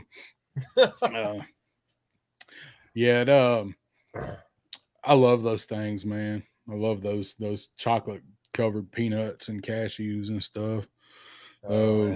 Ray says he got the Yumgarl Gene Stealer. That was the one you had. So from Target the other day. Last one also awesome, man. There was two. I just went to Target and I seen two sitting up there, and I was like, oh man. I remember you said that you had one on the pre-order and you got one. I was thinking of going up there. Well, I was probably gonna go back up there tomorrow, and if they're still there, I'm probably gonna snatch it up because I would like to have an army of those Gene Stealers. I think that would look sick, and I would mix match it. A Gene Stealers could mess up anybody, or they can go with anything in my world. Yeah, those things look cool, man. I mean, all I know about them is what I've heard you guys talk about them, and they look awesome. I think they look neat. That is chocolate balls. Yeah, you missed it. He was showing us his chocolate salty balls. The Gene Stealers. They are sick, bro. Yeah. And they come with those extra hands on them. Mm-hmm. It's different from the other series that came out, or the one. D Amazing did a review on these when it was probably a year old, maybe 2 years old. I don't know, but they were not like these. The ones that he reviewed. This is the next gen of them. They were out a while ago. They weren't as good. They were the same ones as what the proofs were that I was using. But it makes perfect sense that you like that, man. You love big armies, and this is a swarm army, right? You need how his skin is filleted open right there, and you can see inside of it. It's freaking creepy looking. Yeah, it's awesome. Woody said he's got some Blurman balls. If you guys want to see them, I'm gonna take your word for it. Blurman ball. Oh, there we go with the Blurman stuff. Is that anything like those German roasted nuts you can buy at the mall? Yeah. I'm gonna tell you right now, Woody, you're a Blurman, but I'm a redneck Polak. So hey. The more I read Woody in the chat sometimes, the more I know he's just loving life. He is absolutely loving life right now because one of the things I get off him is this Logan Paul aura. Like, let me try this. You know, Yeah. Yeah, you said it. You said it shit. great, Crow. I know he's over there just loving life. He's got his collection. He's working hard. Mhm. That's the same shit I'm going through right now. it's so All hard. right. Well, all right. I'm gonna make myself large for a second, and Do it. I'll be back. I'll be back in a few minutes. No, I'm just kidding. So I was, I've only person I've told about this pickup so far was Toyenhancer, because I was going to do a video on it because I really have not seen many at all yet. I'm sure they're out there, but so I was able to actually find Moss Man. Oh, dude, that is so wicked. And I had to have him because he is translucent green. He looks awesome, man. When you So- showed that to me, dude, I was like, "Holy crap!" I couldn't believe that I found him in a store right after finding Krang. And Yeah. Punk was talked about it the other night, and he said it looked like Krangs were turning up, but Moss Man was hard to find. And of course, we're talking about Merman, because that Merman's not supposed to be out for like another few weeks, but it's actually showed up in a few spots.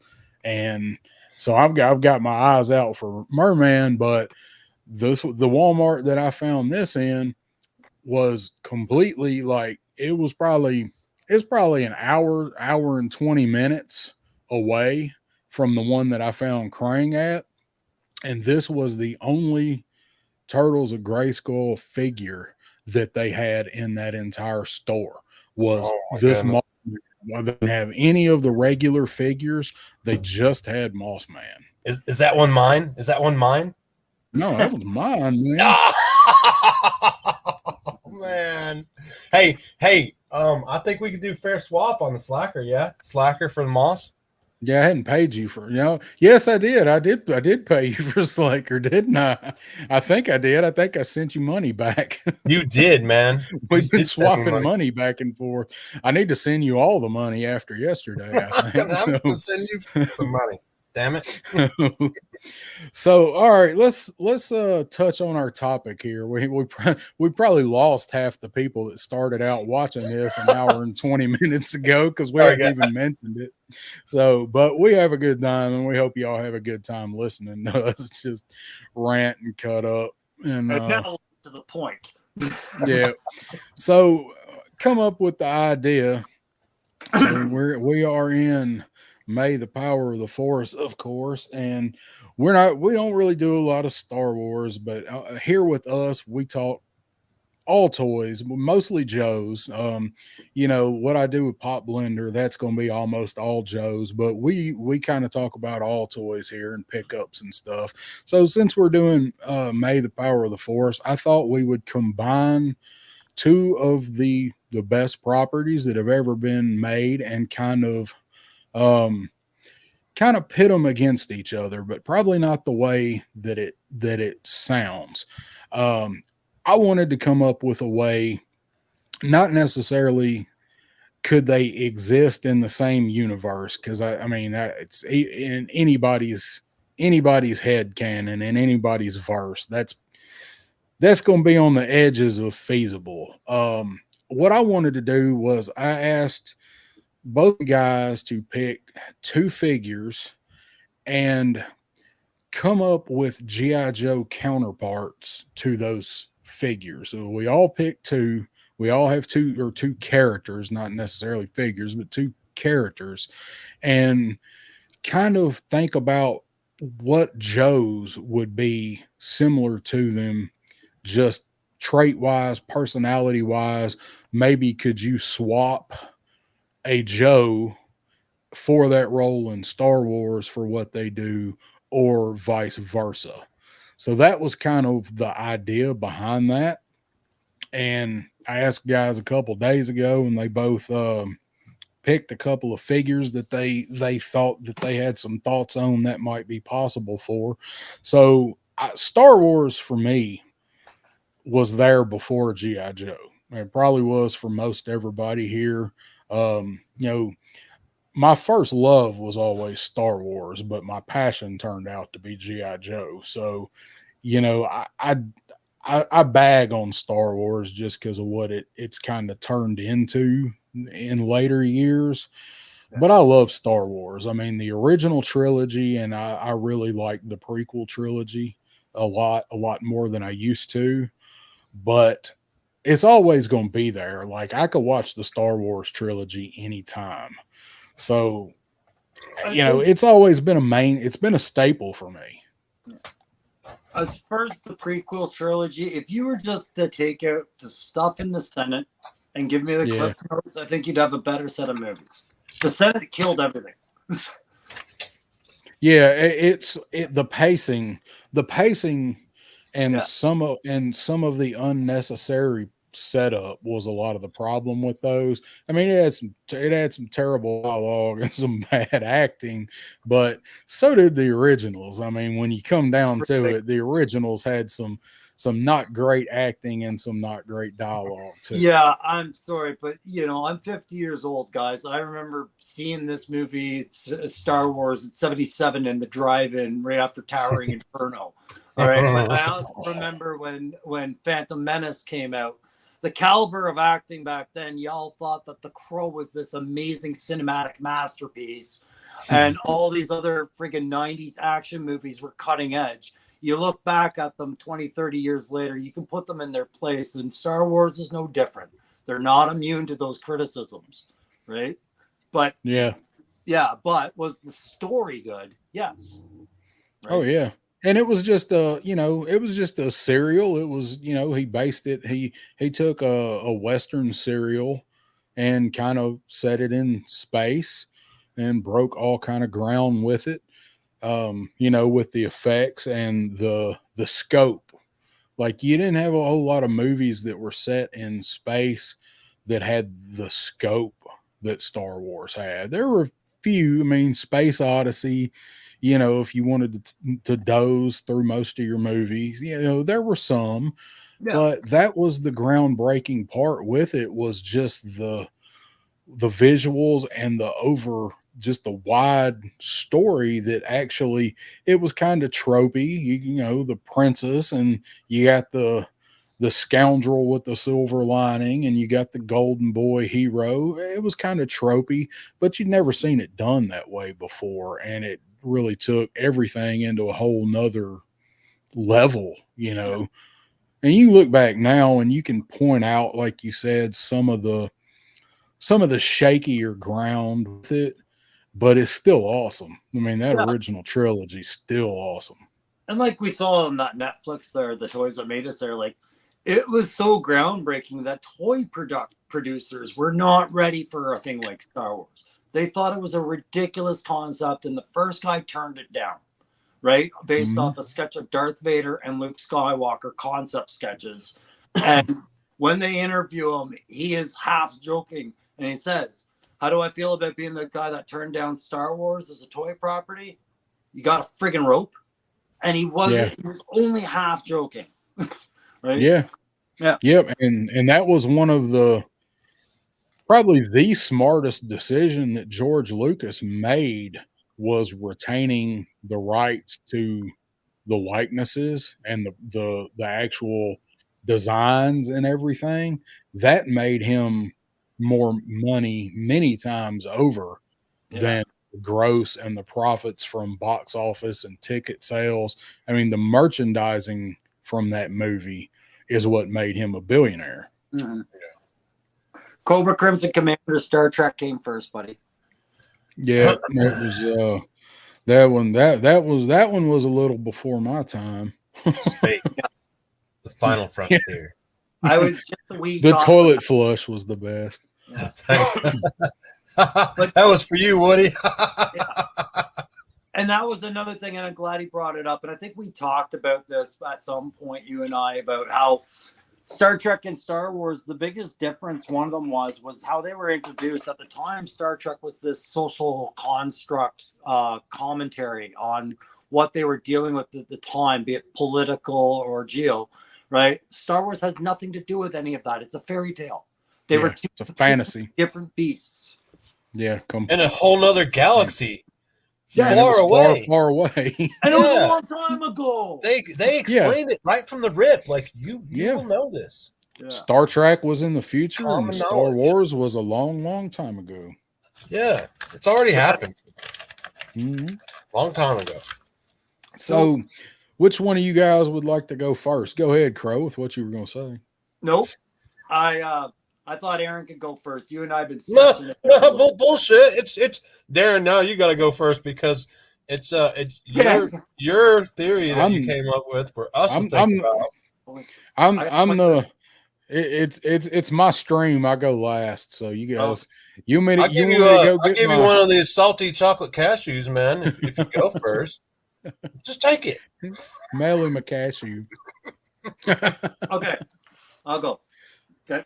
When we talked, I think I said I would do Jabba the Hutt, and then I believe I said it would be Boba Fett, but I'm going to switch it to Bosk because I don't think either of you did Bosk, right? No, Okay. And I'll go next after Crow's done. Okay. that was the plan. Right. We're working it. So you say relate them to Joes, and I cannot because I have to relate these guys to Cobras, but not even Cobras. Jabba the Hutt and Bosk fall under Dreadnoks. Specifically, Jabba falls under Zartan, of all things. And I would compare Bosk to Naugahyde. For Jabba, it's the fact that when we see Jabba in Star Wars, he surrounds himself with a variety of scum and villainy, and he doesn't actually have to do a lot of his own dirty work because that's what these guys do. Yep. Yes. Everything's a friggin' audition with this guy. Everything is entertaining and everything is about theatrics with Zartan, right? So much so that it's always, this fool's folly to fall for such theatrics. Like, listening to Cold Slither is going to get you this and that. It's a delivery system. Going to see Jabba to plead for mercy puts you on a trap door that'll drop you in front of a Rancor. It's all for entertainment. Entertainment. Right? That's right. Yeah, so that was the comparison I would make for that, and the connectivity, and the fact that the Dreadnoks aren't quite Cobra. They're outside of Cobra, but they're a contact of Cobra kind of thing. But they are their own thing on the side, and that's where I see Jabba and his relationship with the Imperials, right?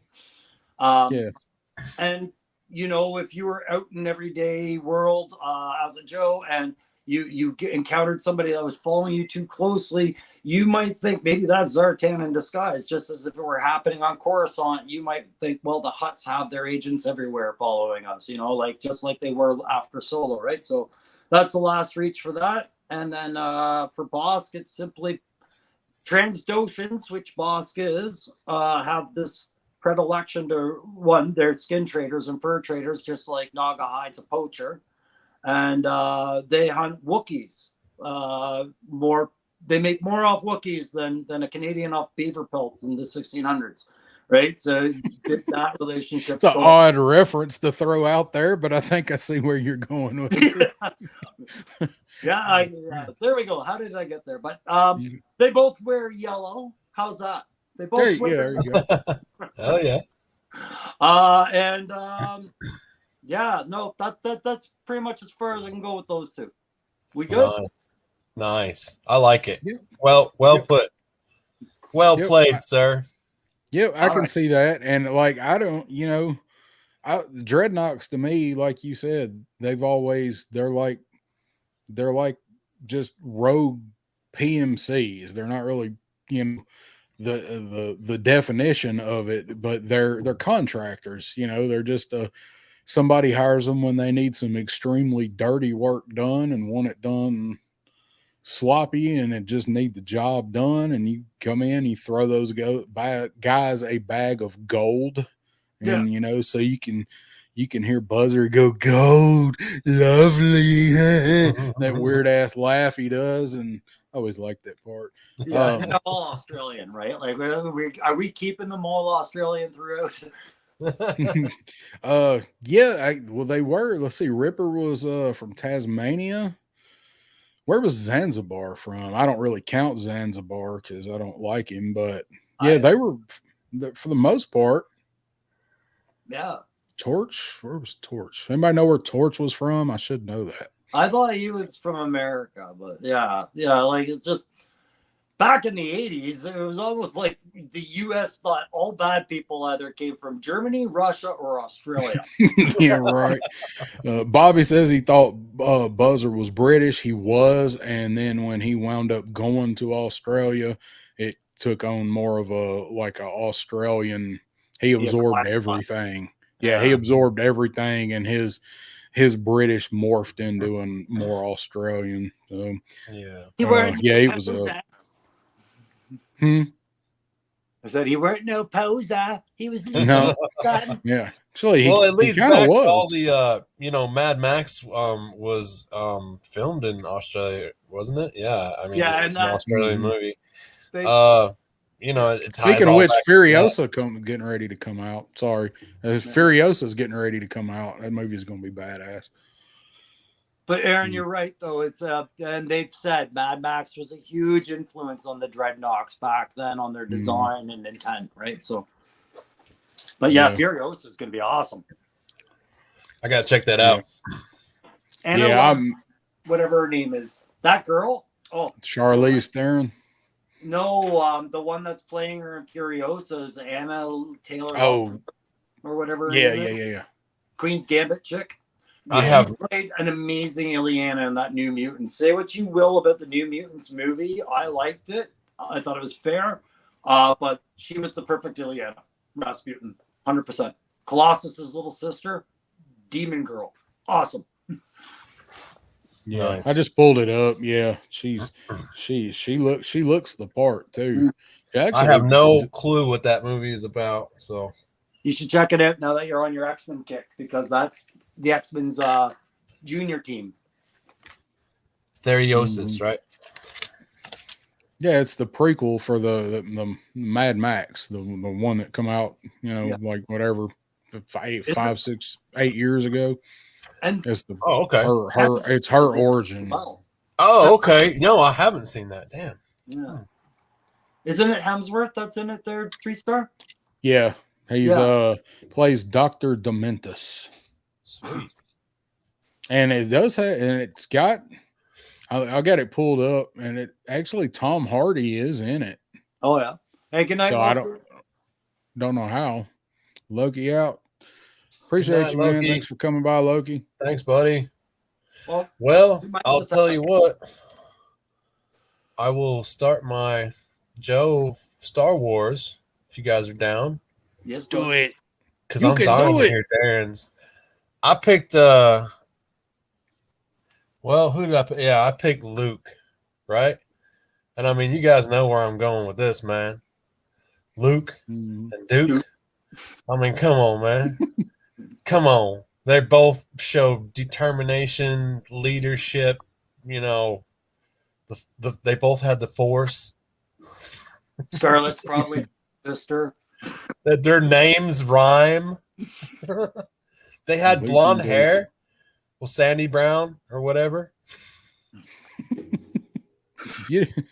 Luke and Duke, baby. Come on. Go hand in hand. That was Oh, hang on, wait. I got one more point. They both had lightsabers at one point. Duke had a lightsaber? Dude, he did. Yeah. That is a good point. Yep. He had to use one in Revenge of Cobra. Oh, Jesus. 90 down south. Yep, the laser sword, and he had that, and Snake Eyes had the trident and the net. And the that's laser trident. I see a cross toys right now, man. Yeah. And I mean, I agree with you. I was just laughing. I was like, well, that does explain the Duke and Snake Eyes competition for Scarlet. Duke's secretly related to Scarlet, so Scarlet has to go with Snake Eyes. Yeah. Right? Right. There you go. And then my next Star Wars figure was, of course, Leia. I picked Leia. And I know, you're like, oh, man, where's he going with this?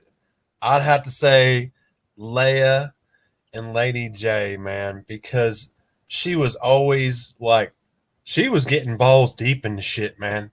She didn't take no shit from nobody. Yeah. That's how Leia was, man.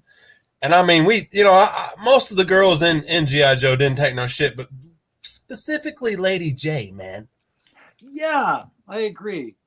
Lady J was like Leia in that, Leah's supposed to be this headquarters asset in the battle where she's safe in an office or a command center somewhere calling the shots. And that's what you'd think Leah would be too. But no, they're always right on the front line in the middle of stuff. Perfect scenes when Leia grabs the freaking blaster and says, "You can't shoot," or whatever the hell that scene was. She grabs the blaster and says, "Stand back, rookie," or whatever the hell she said. It was classic. You big wuss. I can't think of it right now, but yeah.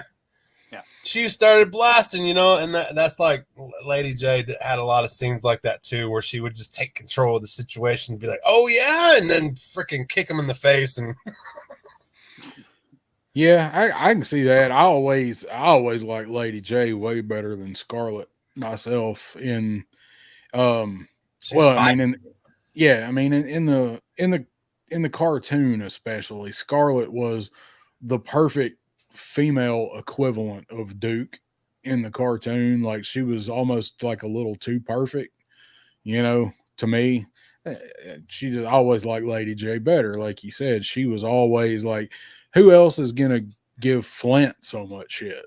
Like, they were the perfect pairing because they were both kind of smart asses. And Lady J had a good voice too. Good, whoever did the voice in the cartoon. Yeah, it was a good voice. I watched JLS, and I think he sees it, and he makes note to mention it.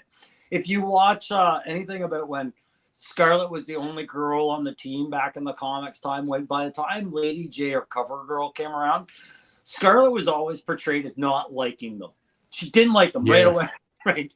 And it was like this 80s template of how a woman would act around other professional women, right? It was like, well, there was the one episode where, was it, I think it was CoverGirl, that her and Duke were in a battle or something. I don't remember which episode it was, but it was like CoverGirl and Duke, and it's over, and Scarlet comes up, and CoverGirl's like, "Oh, don't worry, I kept him safe," or I had his back, or something like that. And Scarlet's like, "Oh, I bet you did." Yeah, girl.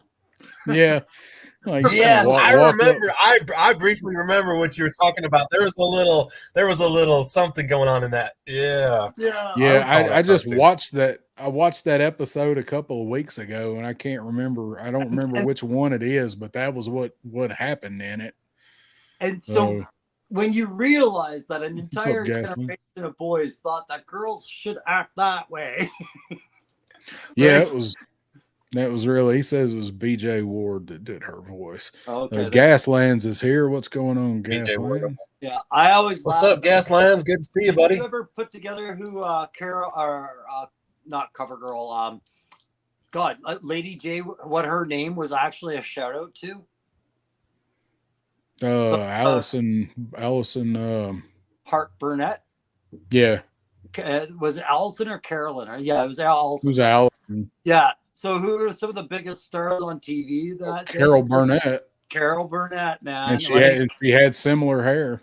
Yeah, it was all designed after people that are like either dead or they look like Betty White right now.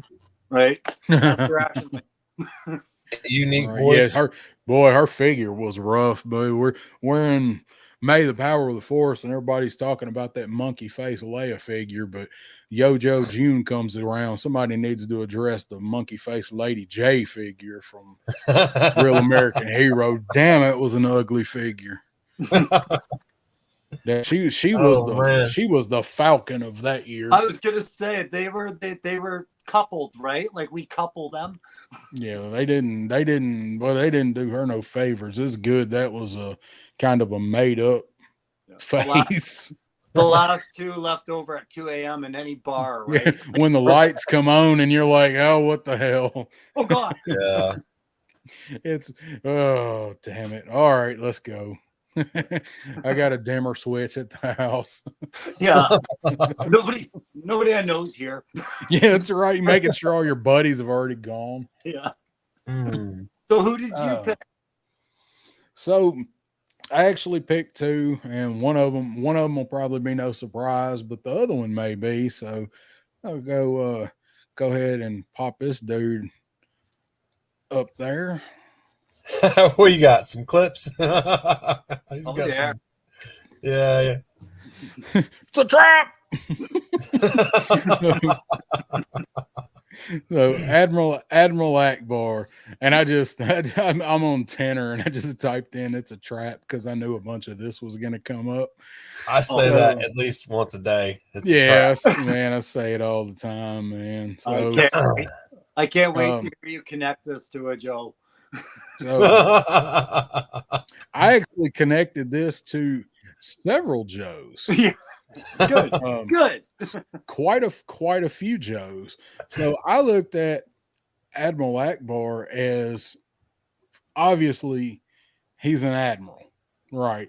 So you got Killhall, but I kind of connected him to a lot of the command staff from GI Joe that are both behind the scenes and in the battle. So I wrote it. I had to write them down, make sure I remembered them all. So of course you've got Admiral Killhall, and then you have the original General Flag from the first parts of the comic that the USS Flag is named after, and General Flag's son later appeared in GI Joe and had his own figure. And then you've got Duke, who was the command sergeant he was the field commander of GI Joe until Hawk came along after General Flag was killed. Then further down in the line, you've got General Hollingsworth, General Ryan, and Admiral Dyson, who were all killed when the pit was invaded by Cobra. But these were all generals that had a part in actively or behind the scenes in stuff GI Joe did. So obviously more Killhall, because they're both actual admirals, and Killhall got the screen time and stuff. But he was right there in the battle. Like he was in the battle, directing everything, and he wasn't off directing something by intercom or a holocron or whatever. Like he was right there getting shot at just like everybody else. And then you see later in the new movies, of course, he dies, and that same way he goes out that way. So I always equated Admiral Akbar to the higher command staff of Joe's that are both in the battle and kind of on the side of the battle, and those other guys because they died. So, and there is one thing I'm going to highlight it here with the original General Flag. Now, he was killed way back in issue 19. Major Blood killed General Flag. If you guys I didn't know that. yeah, Blood actually killed him. You bastard! You killed General Flag, you bastard! But there was something that I thought looked familiar, and I've been thinking that this looked familiar for a while now, and I want to see if you guys can point out what it is. And this is regarding General Flag. So, gonna see. I just canceled my present there. So let's see. Can you guys pick out what I've got highlighted and see why General Flag? Lawrence, can you see that? Lawrence J. Flag. Lawrence J. Another Lawrence J that we know. I was reading over this. I was like, why does it sound so familiar? I'm like, holy shit, Punk is General Flag. Jeez, there you go. So Great, that was we all call no. I'm gonna call him General now. I'm not calling General Flag is code name as well as rank. Yep. So we got to so Flag was an admiral. If he was an admiral as well as a general. And Killhall was the admiral of the Flag, and the Flag was actually named after that original General Flag. So my other one that I picked obviously is this guy right here. Oh No. yeah.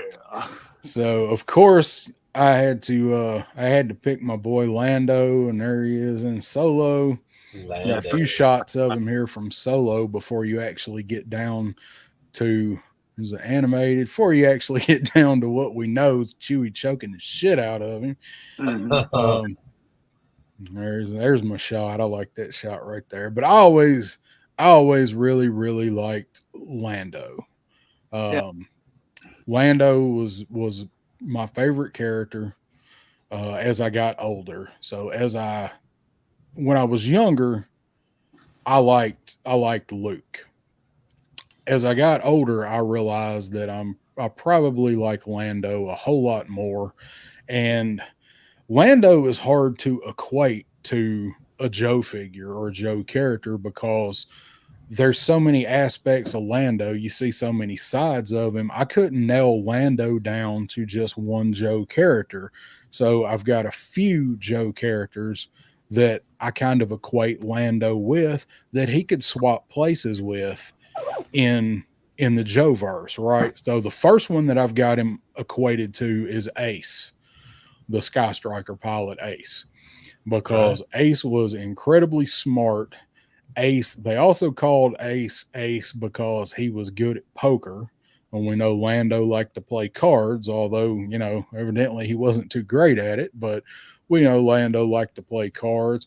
He was an expert pilot, and he was somebody that could lead a mission, right, and take command of things, but he wasn't always necessarily somebody that had to be the star of the show. He was a supporting kind of role.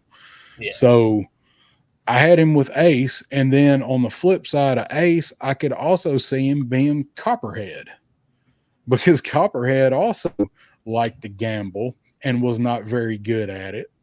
And he was kind of a side character that was not really a leader, but he was a leader, depending on how you want to look at him. In my mind, Copperhead is the leader of the Python Patrol. That's why we got a Python Copperhead.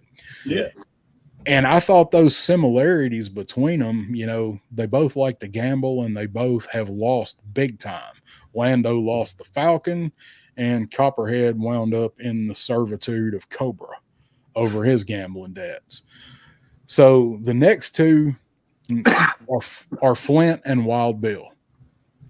He's got the cocky ass smooth attitude that Flint's got, and again can take charge and take command when he needs to and lead a mission, have other guys follow him. And then Wild Bill, of course, because he can fly any damn thing and get in and out of anywhere doing it. So those were I keep saying figures, my characters and who I picked, because I couldn't just nail them down to one person just because they're so multifaceted. Yeah. Look, Bobby Woltz, he's giving me another option for who he compares Lando to, right? And I thought of someone else too. That's good. You're right. He's a lot of people. That does click because they're always trying to hunt down trying to make their smooth pass on the ladies. In the Navy, you can sell the 7 Seas. In the Navy, you can hang anything. We wear costumes next episode. Well, Toyenhancer's ready. Hey, really quick, gonna say hi to Gasland Mechanic. Hey, man, I'll slap a costume on it. Yeah. So one I was thinking when you were talking about Lando, because I recently watched another JLS on it. Chuckles, very much Chuckles. Chuckles walks that dark line for Joe where when he goes and works for Cobra in that series at ADW, he crosses a few boundaries. The same way, the only way Lando could get out of his deal with the Imperial was to cross a few lines too, right? So, yeah, there's lots of right. Yeah, hey, he's hard to nail down to like any one character. So that was why I kind of had a composite of my ideas for them, because I picked those two characters off the bat, and I'm like, well, shit, they're not really just like any one Joe character. Like somebody like Lando or Han. You know, nobody picked Han. That's weird. I knew where Yeah, I was and going with mine right when I picked them. yeah, It's and something else that I thought about after I asked you guys to pick characters that I thought was hilarious, and I'm gonna have to spend some time thinking about why. Yeah. Okay, so Toyenhancer, you and I are both big Cobra fans. Oh yeah. We're Cobras. Crow likes the Joes No, better. I both, but yeah, I lean towards the Joes. Yeah, You said you've leaned more toward Joes I in the do. past. Yeah. Well, Aaron and I both picked good guys, and you picked the bad guys for the characters. Well, that's easy enough to understand, right? So, You can't have good guys without real good bad guys. You can't, right? That's true. This is true. yeah, And yeah. for some reason, I mean, I like in the Joe realm, I do favor Cobra more for some reason.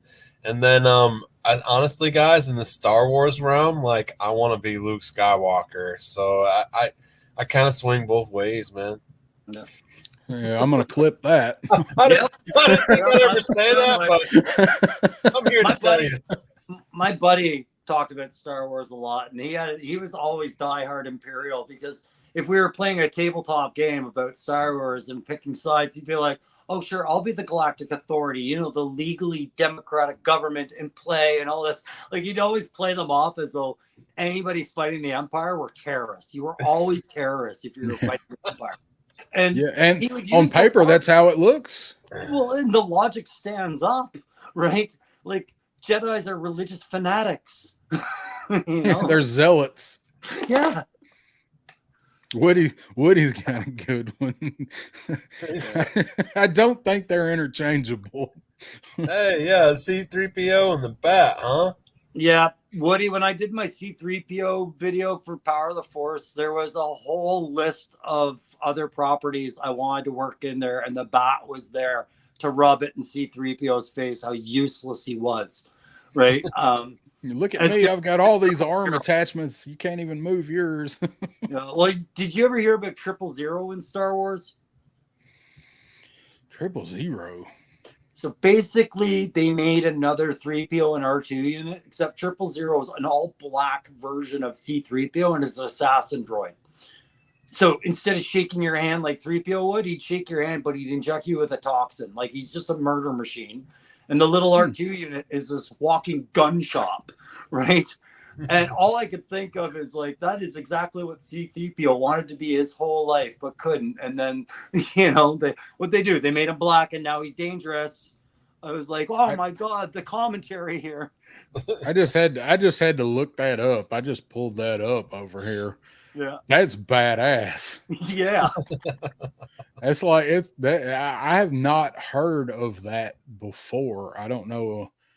That was somewhere in the later lore that I was not in. Yeah, it's with the that. more recent stuff. But you know how Boba Fett had that Wookiee black Karskin show up? Mm-hmm. Yeah, that they've all crossed paths before in that lore. So, but yeah, the bat is I wanted so bad to drag a bat and compare it to C-3PO. Yeah, I'm gonna see if I can pull this up right here. Yeah, man, this picture right here, I just found of these guys, because I'd never, that's deeper in the lore than I knew about. I didn't know that was there. So look at that, man. Kid's 3PO now. Yeah, that's tough right there.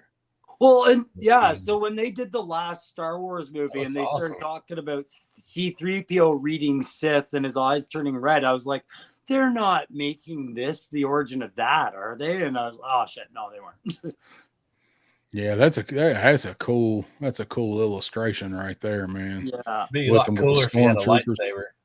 Yeah, the comics were worth reading. Yeah, they have a squad of stormtroopers called, I think it's Scar Squadron or something like that. And one of the stormtroopers wields dual lightsabers. Like, they're the hodgepodge scratch company of killers, right?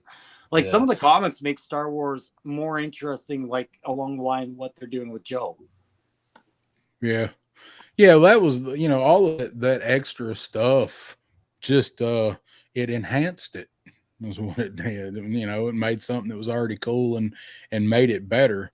Like we talked about before, it was just a shame that, when the current possessors of the franchise, they didn't choose to pick some of that stuff to incorporate in, and now they kind of run out of ideas, so they're cherry picking. We talked about that Saturday, Crow.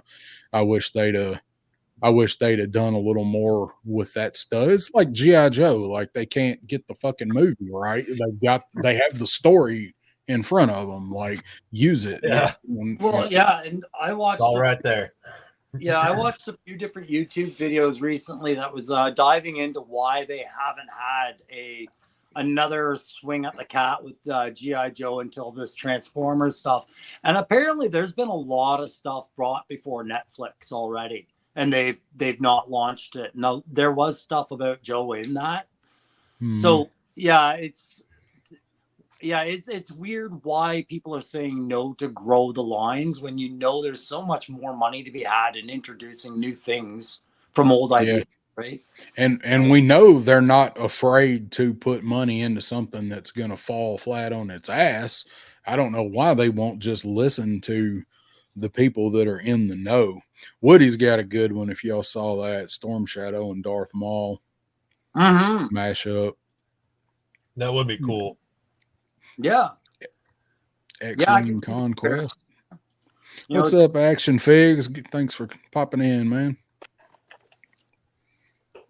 Hey, buddy. Yes. Spirit and Yoda. What's up, Ed? I like that one too. Yeah, Spirit, man. That's a really good one. Spirit and mix Spirit and Yoda up because Spirit's got the mystical shaman element, and Yoda's Yoda. That would be a good one. Can you imagine Yoda with that rifle that shot the daggers? Could you? I shoot you in the ass, I will. Yeah, exactly. Picture Yoda with a different perspective on taking lives, right? Like, yeah. Oh yeah. Unless you're talking Spirit from the later comics, and he'll kill somebody in a heartbeat. Yeah. Right. Spirit in the later comics was all about some wet works if he had to.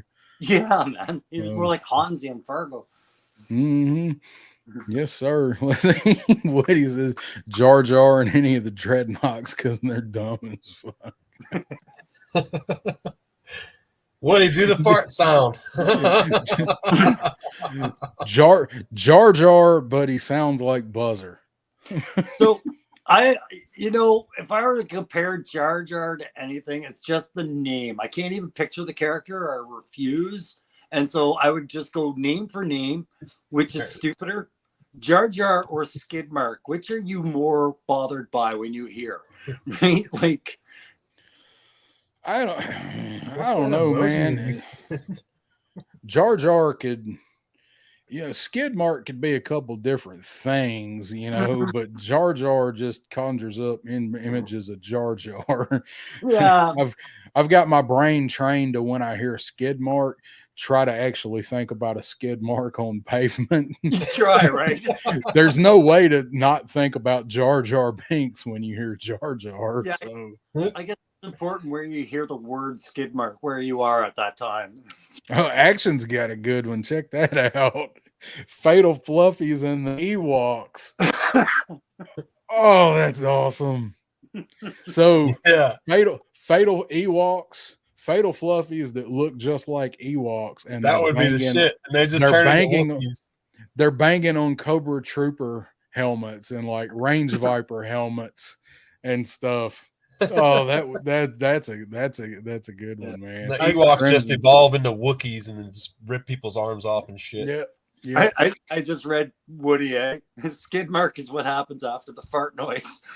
I was looking for his emoji. It took me like 20 minutes. That's why I was going through my phone. So you're bringing that everywhere? I got it now, yeah. This thing is going to be historic, dude. Yeah. Woody Yeah, that's Triple fun. Toots. Yeah, eventually there's going to be a fart icon in that title. I want one of those machines that he has where you can just press the button and it just makes a raunchy ass fart, man. Just like I told him he needed to put that on the Mac. Oh He my needed gosh. I just know that I have my new nickname for Woody. It's Woody That's such a Triple handy Toots. tool. It's Woody Triple Toots. That's good. Triple toot. Write that down. Triple two. Y'all want nicknames? We'll give you That's a nicknames. t-shirt right there. Yeah, that's a good one. I'm sure they got some nicknames for us too. Yeah, I'm sure. Wampas and Fatal Fluffies, that'd be good too. He came up with eccentric for me. I thought that was so kind. Yeah. The eccentric old crow. Got the approval. It beats nutty. Yeah. So let's see where's it at? Let me find it. Yeah, Crimson Cobra Commander said X-Wing and the Conquest X30. That'd be a pretty good one. Yeah. Let's see. What for sure. What ships could you match up? They don't really have many water ships in Star Wars. Not much water. That's true. Yeah, the Naboo stuff was really the only water stuff they visited, eh? And waterlogged X-Wing. Yeah, that's true. That one, that whatever that planet was in the last movie where they had to go find the Sith Wayfinder from the Emperor's throne room from part of the Death Star. That was a water planet. I don't even remember what any of the planets in that's called. Other than I don't remember any of the water vehicles. Jack U or Jack 2 or whatever, wherever the hell Ray was from. Aaron, you brought up that scene with the X-Wing sunk on Dagobah there. And that, it occurs to me at our age, it's finally time we find out what the actual lesson of that entire scene was. And you know what it was? Young people are stupid and order does it better. Order Yoda to remove that X-Wing. Driving longer than you have been. Crashed my ship, I would not. Persistence pays off. Freaking know it all punk you are. Oh, that's great. I would have lifted that X-Wing right up out of there and took off and be like, screw you, little man.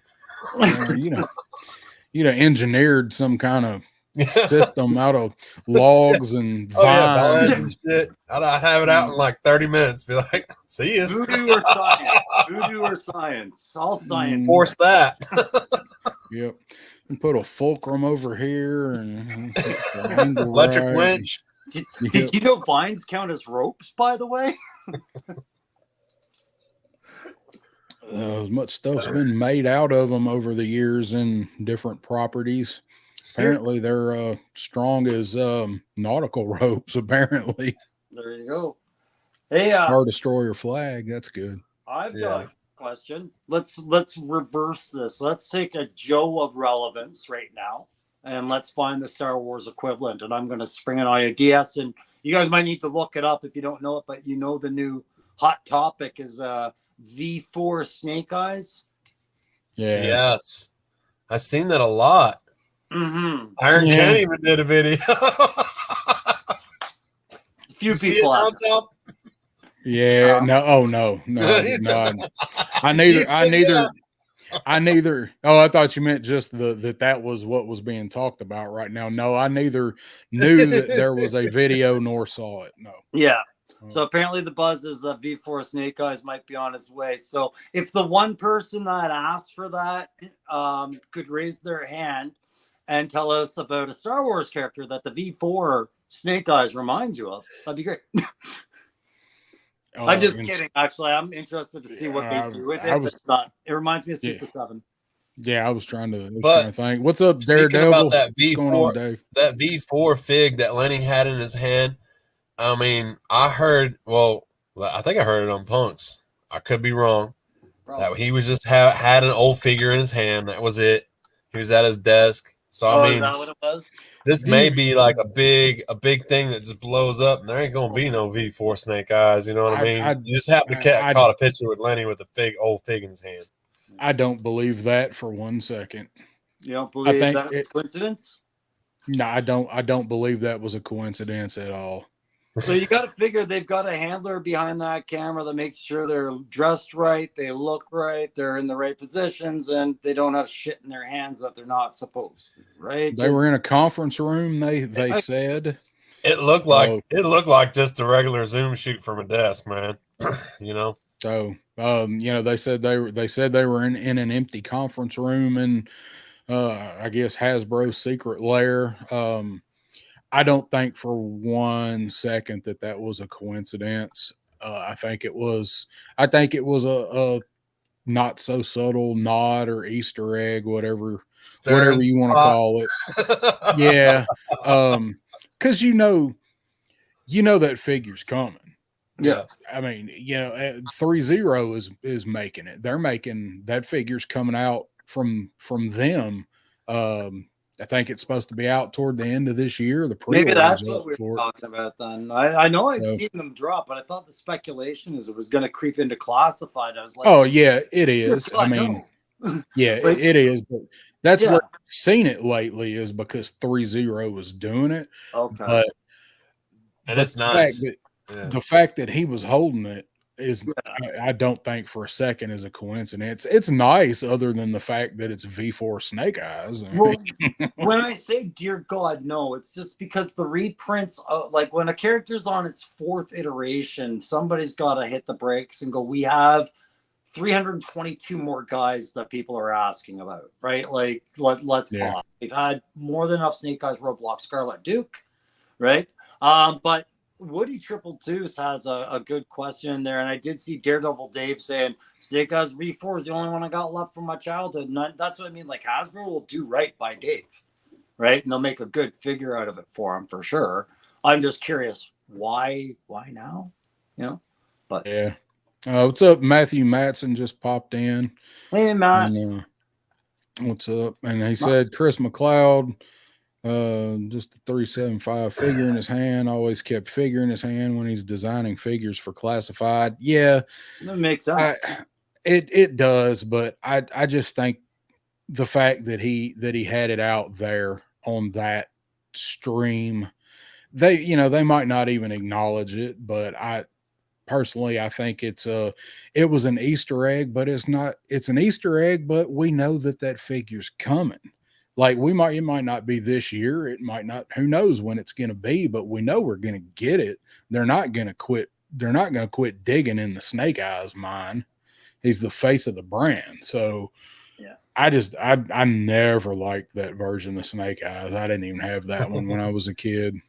I just like the way the blue and the black pop together. There's something about, I like the colors. I just don't like the design. Yeah.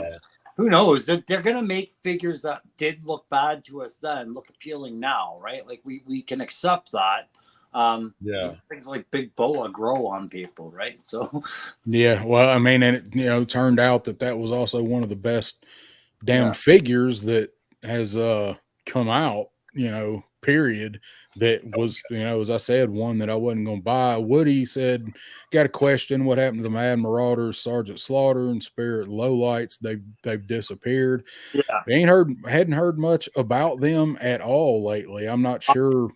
I haven't heard any kind of confirmation or anything of them. Yeah. So I would suspect those are getting ready to hit the Philippine or Thailand market at this point. They usually get hit first down in that part of the world first when on these releases. Yeah, I would imagine you're right. What's the guy that's in? Where's he at in Malaysia? No, not Shark. There's a dude. I think he's in Malaysia.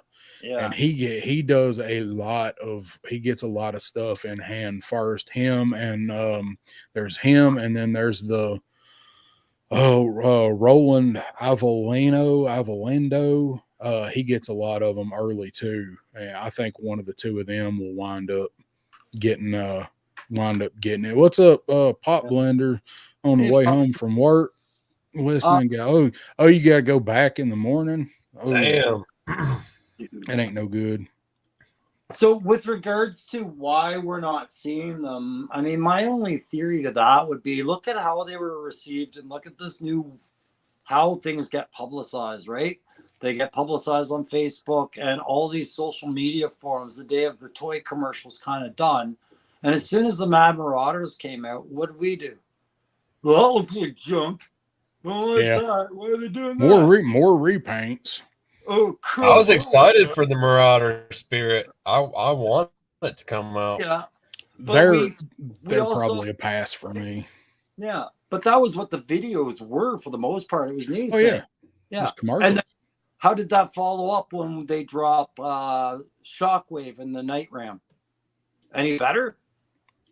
Not really. I mean, I think the Shockwave and the Ram went over way better than any of those Marauders figures, but we knew at some point we're getting more Marauders. I mean, they give us barbecue so early. We know we're getting more Marauders, and it's not really a line that a lot of people are clamoring for. You know, they're building up Night Force because there's way more Night Force fans, I would venture, than there are Marauders fans. So, you know, they're going with the whole Night Force thing, and Shockwave was an easy repaint. He's in Night Force, and the figure looks good. He looks personally better. Yeah. I don't need another Ram cycle myself, but yeah, I know you guys will buy all of them you can get. I don't need another one. I don't need another one until I'm done, man. As far, I mean, we got 3. That's enough. You know, I'm done with the Ram cycle. Right. But my point being, all of that is with all that negative feedback right off the hop when they're dropping these things. If you're not hearing about them, that's Hasbro probably not fanning fuel onto their own fire that they don't want, right?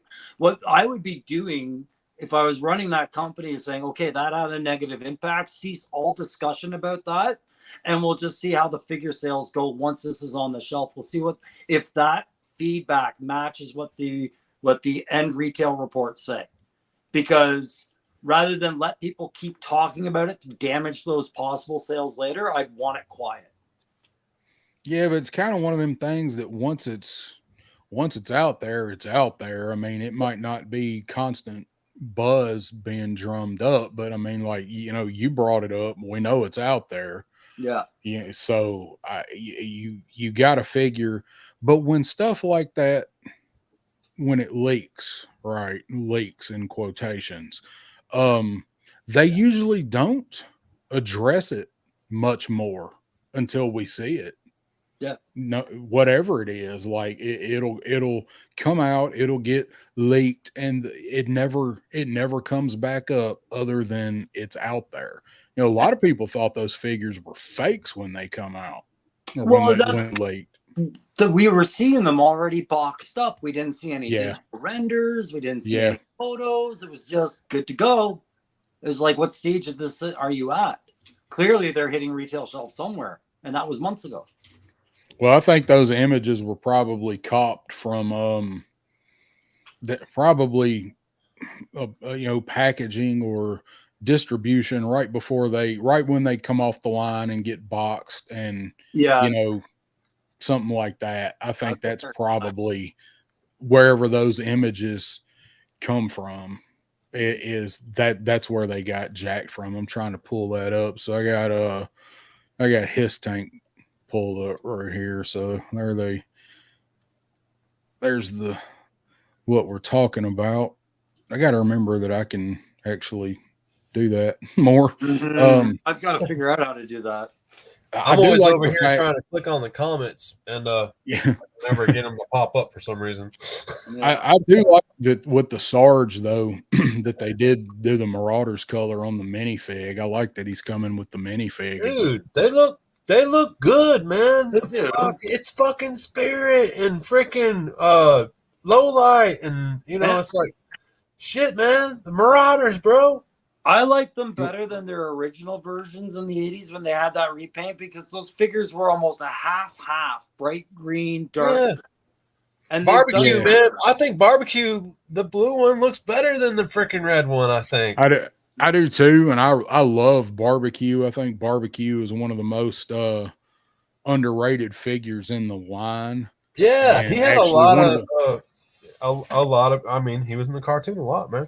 yeah, I I think he's one of the more underrated characters, period. But I think he's one of the most underrated classified figures. I love that character. He does have some kind of janky hips, but Yeah, they were still trying to master the drop down hip, and they've just now kind of gotten that cleared up a little bit. I see barbecue on clearance all the time. Like all the time. Like I could probably still go find him somewhere, but there's certain filter. And the only problem I have with that figure at all is why? Why wouldn't you give him an alternate head? That was the Yeah, only issue, right? Like, just you're not going to be able to give him a firearm. He's not that kind of guy. The axes and the hoses only have limited appeal. Some guys don't even like the backpack on him, right? They should have gave the alternate head because you see him without his freaking helmet on all Absolutely. the time. yeah, more than or as much at least as you saw him with the helmet on. I was happy with his accessories because those two fire axes he comes with are badass. But he's not really a combat dude. Like, do you know he should have who, come with a sidearm. before we get it? You know who else they really need to do with an alternate head when he comes out? Fucking wetsuit, man. You got it. If they come out and he just looks like this with some, if they don't have an alternate head with him, I'm going right up to Hasbro, busting into their HasLab place, and I'm going to make my own damn alternate head. Well, I think what they'll do is they'll make his gear removable. Yeah. I think they'll make his dive stuff, like maybe his helmet, or his mask. I think maybe they'll make that stuff removable because there was he had some flowy hair, man. If you remember, though. Yeah. If you see what they did with Mutt's steel core helmet, I could see them doing that with Wetsuit's helmet, right? Not Mutt, sorry, Clutch steel core helmet. Yeah, because it looks good. It don't look too big, because it's a wider helmet, and that would be too for wetsuit. I think I could definitely see them doing that. I'd like to see that when we get wetsuit. Wetsuit's they've already got all the stuff for wetsuit. As soon as they came out with the 60th anniversary, I was thinking wetsuits right around the corner because you're building up your Navy short. Right? I've been waiting, man. I've been waiting. I do like my wetsuit, man. And I can't wait for a good use for that 60th anniversary figure myself. So bring on wetsuit. I'm about to buy a fish tank off Facebook, man, and set up a damn fish tank diorama. I actually have an empty one that I'm thinking about doing that with. We need to do it. We're gonna set it up. Yeah. But no, I was just saying. I was just showing that 60th anniversary. The other head does fit on torpedo if you get an extra torpedo body. Does it? Oh yeah. Woody's got a good one, and Pop Blender's listening. I know this is one that he would want. Yeah, Brazil missions. That would be an expensive box set, but they'd sell out of it. That'd be sweet, especially in a box set. I've seen this a few times about this set being desired. Yeah, because I love the way that wetsuit looks. I was going to say that wetsuit is the best looking.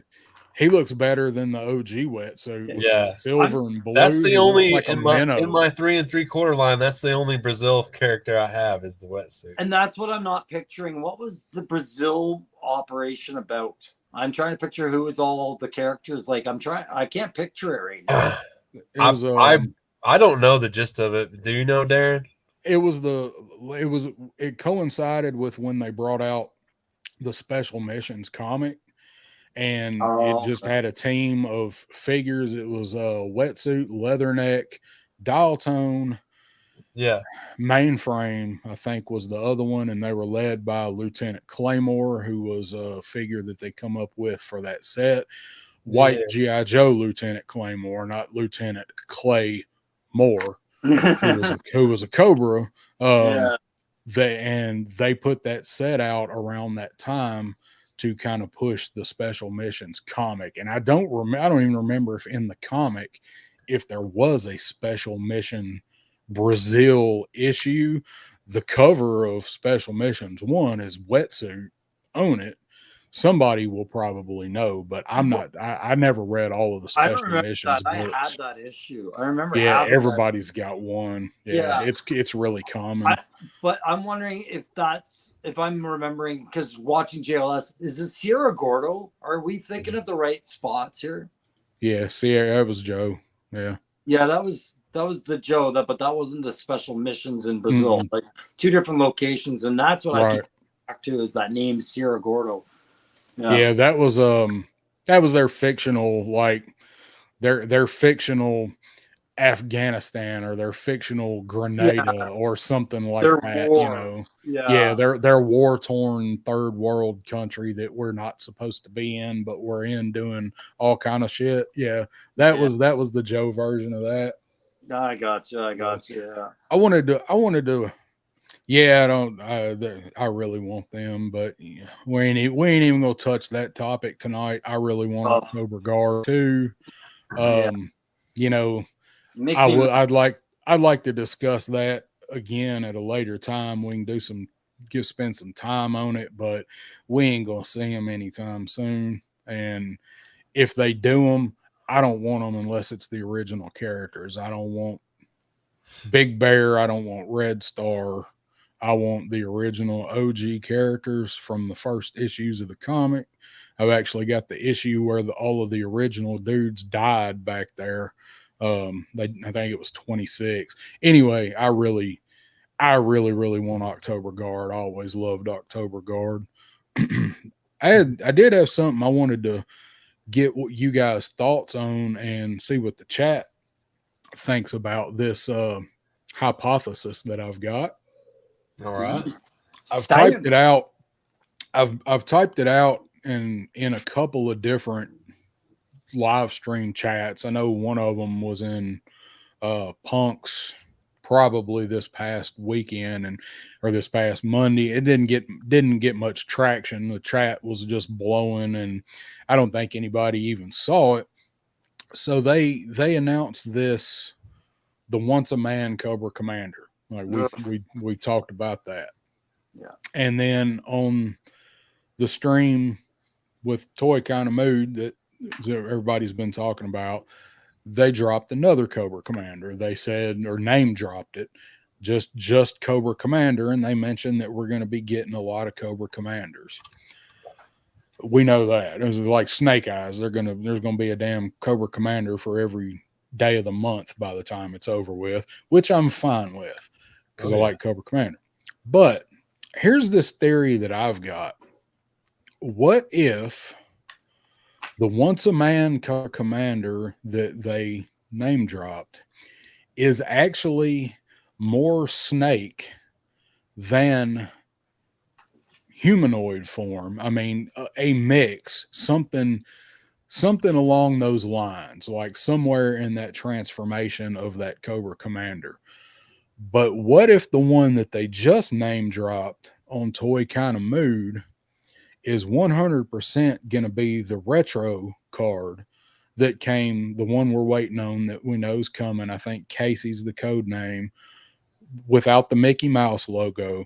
So they just said Cobra Commander. What if the one they were talking about is that Cobra Commander, but the Once a Man Cobra Commander is coming? They never said when, but it's going to come with Globulus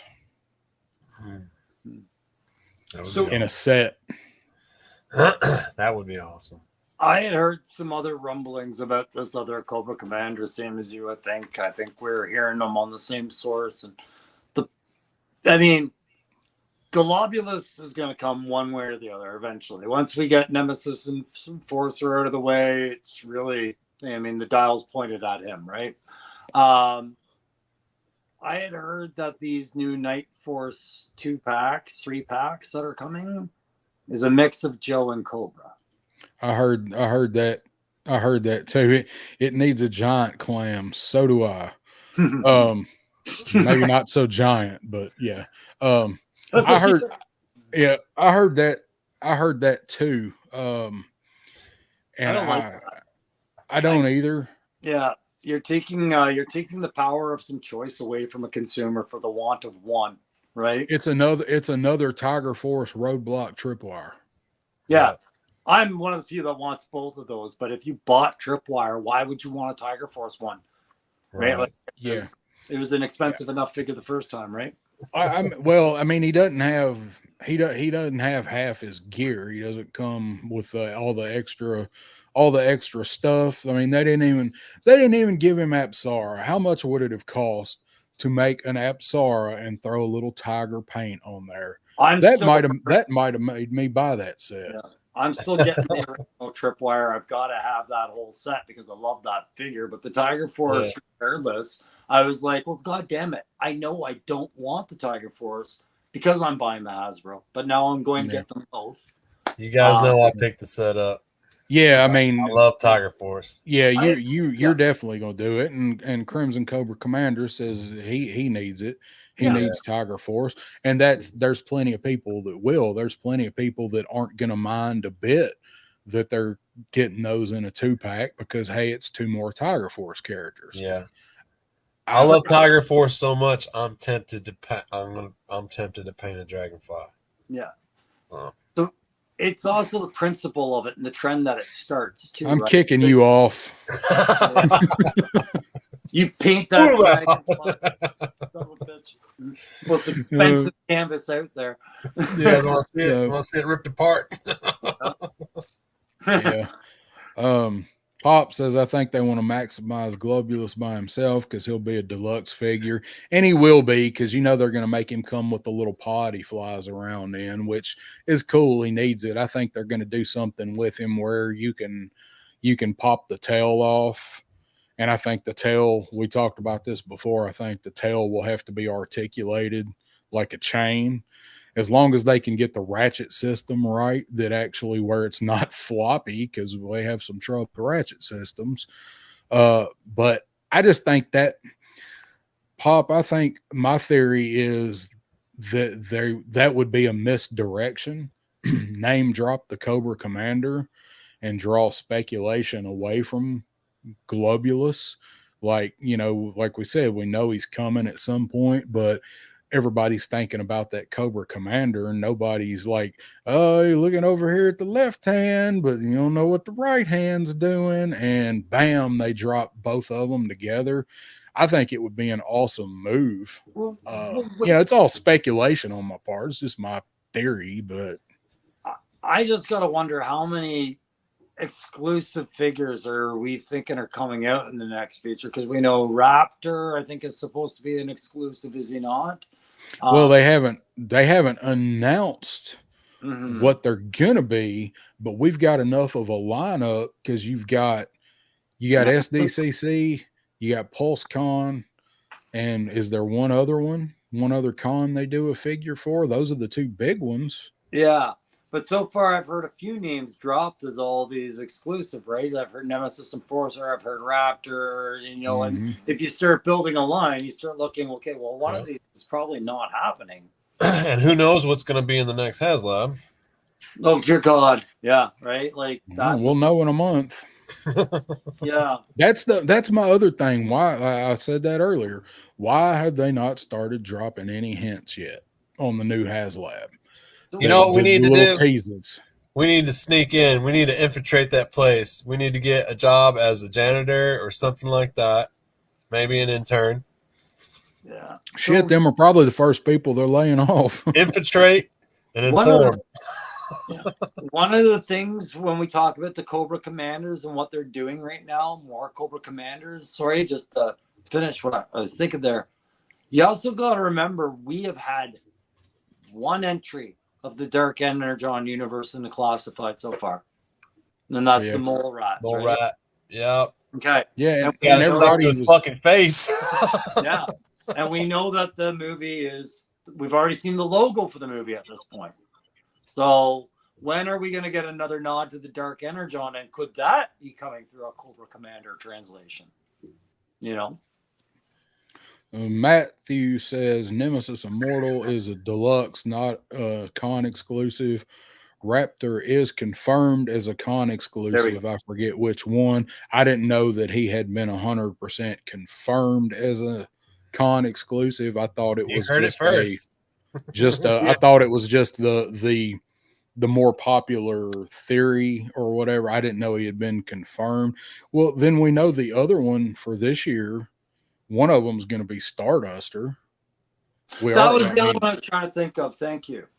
Yeah, I mean, because you already know what they're doing with Starduster. He's going to have, he's going to have some Crimson Strike Team ass $40 packaging to mimic that cereal box, and then that will be the other one. I can definitely see that being the PulseCon. You better come with a jetpack. I almost would have taken a new Stalker with the Manta before I would have taken a Starduster with a exclusive box like that. I didn't. I'm down with Starduster, man. He's iconic, dude. I didn't have him. I didn't have a Starduster when I was a kid, so I mean, I'm kind of looking forward to Stardust. If you're in the 3 3/4, that's kind of like a Grail figure that, like, even if you didn't have them, you didn't like them. If you're deep into the 3 3/4 line, that you'd eventually want that figure, and he's pricey. Yeah, Matthew says that's it. Starduster's the other con. I forget about him like he's Xandar. If you know, you know. Right. Who the hell is talking about Xandar right now? No one. Yeah, right? You're right, and he's been announced. Yeah, it'd be like, hey man, did you guys know there's another freaking Dreadnought coming? No. Road Pig? No, Xandar. But him and Zorana go hand in hand. I mean, sure. We should. If we got as early as we got Zorana, she was number 48. He needs to come out. We should have had Xandar. Torch. We made a huge deal about Torch, right? Because he came with flame effects, but. So many Dreadnoughts. I made a huge deal about Torch because he's the last one of the original 3, and after that, as far as I'm concerned, there's only 2 more Dreadnoughts I need, and Dreadnoughts are complete. So they better get all the shades and sunglasses right. Yeah, they're the torches are sculpted on. So I laugh because Xander. All I can think of when I see Xander and I see Zorana, I'm like, he's wearing her fat girl clothes from when she was like younger, right? It is. It's like he's wearing hand-me-downs. I didn't think about that. How does Zartan escape the pinks and the purples? I thought that was a family tradition, like Hank Jr. to get laid. If you were to pick a 80s pop culture that would show up on a Jerry Springer show, Zartan and the Dreadnought whole family tree is a Jerry Springer show group right there. Especially if you read the Origins comics. Oh my gosh. On the Cobra Origins comics. Yeah, big time. So let's see. Crimson Cobra Commander, Dark Energon's a Walmart exclusive like Night Force. They're putting an end to that. Yeah, well, no, I think he's right. I think Walmart is carrying the Night Force stuff because all the Night Force stuff is Walmart because Shockwave, they kept that part. They did away with the retro card. Matthew, if you're still in the chat, wasn't there talk about Hasbro opening that property up out of Walmart a little bit because Walmart has taken such a claw back against classified and how they've been doing that? I thought there was discussion about that moving to a more open market, like GameStop, for example, possibly getting access to those. Because I know GameStop has access. I think it was Tiger Force now, right? Wreckage and the Tiger Paw. I don't think they do here. Well, I think they may up there. Yeah, that's where I have my order in right now. And I think they were also managing the Night Force Shocker, but I'm not 100%. I could check with somebody.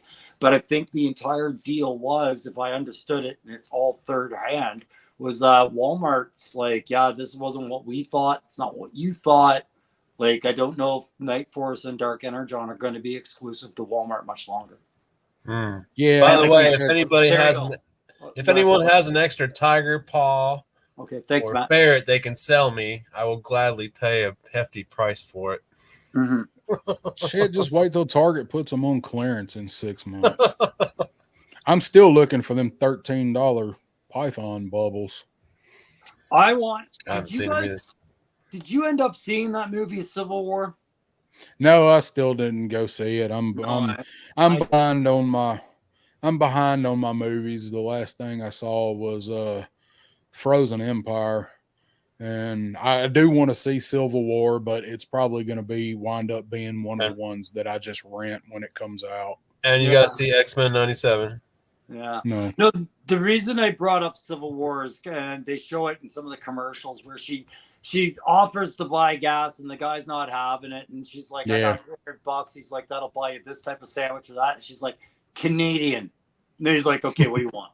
Right. And that's what I want it to be like when Wreckage and the Tiger Paw and whatnot show up in Canada.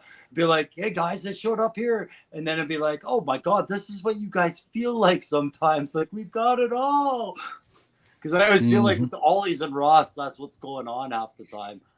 Yeah, it's right. Matthew, I want to see Fall Guy too. I don't know. I don't think I'm gonna be able to fit it in this weekend, but I really want to see Fall Guy. Gasland Civil War looks good. Bobby's excited for Deadpool and Wolverine. If I see that, I'm gonna have to watch Deadpool 1 and 2 first. So when's that come out? May or June. It's gonna be one of the big ones for the summer.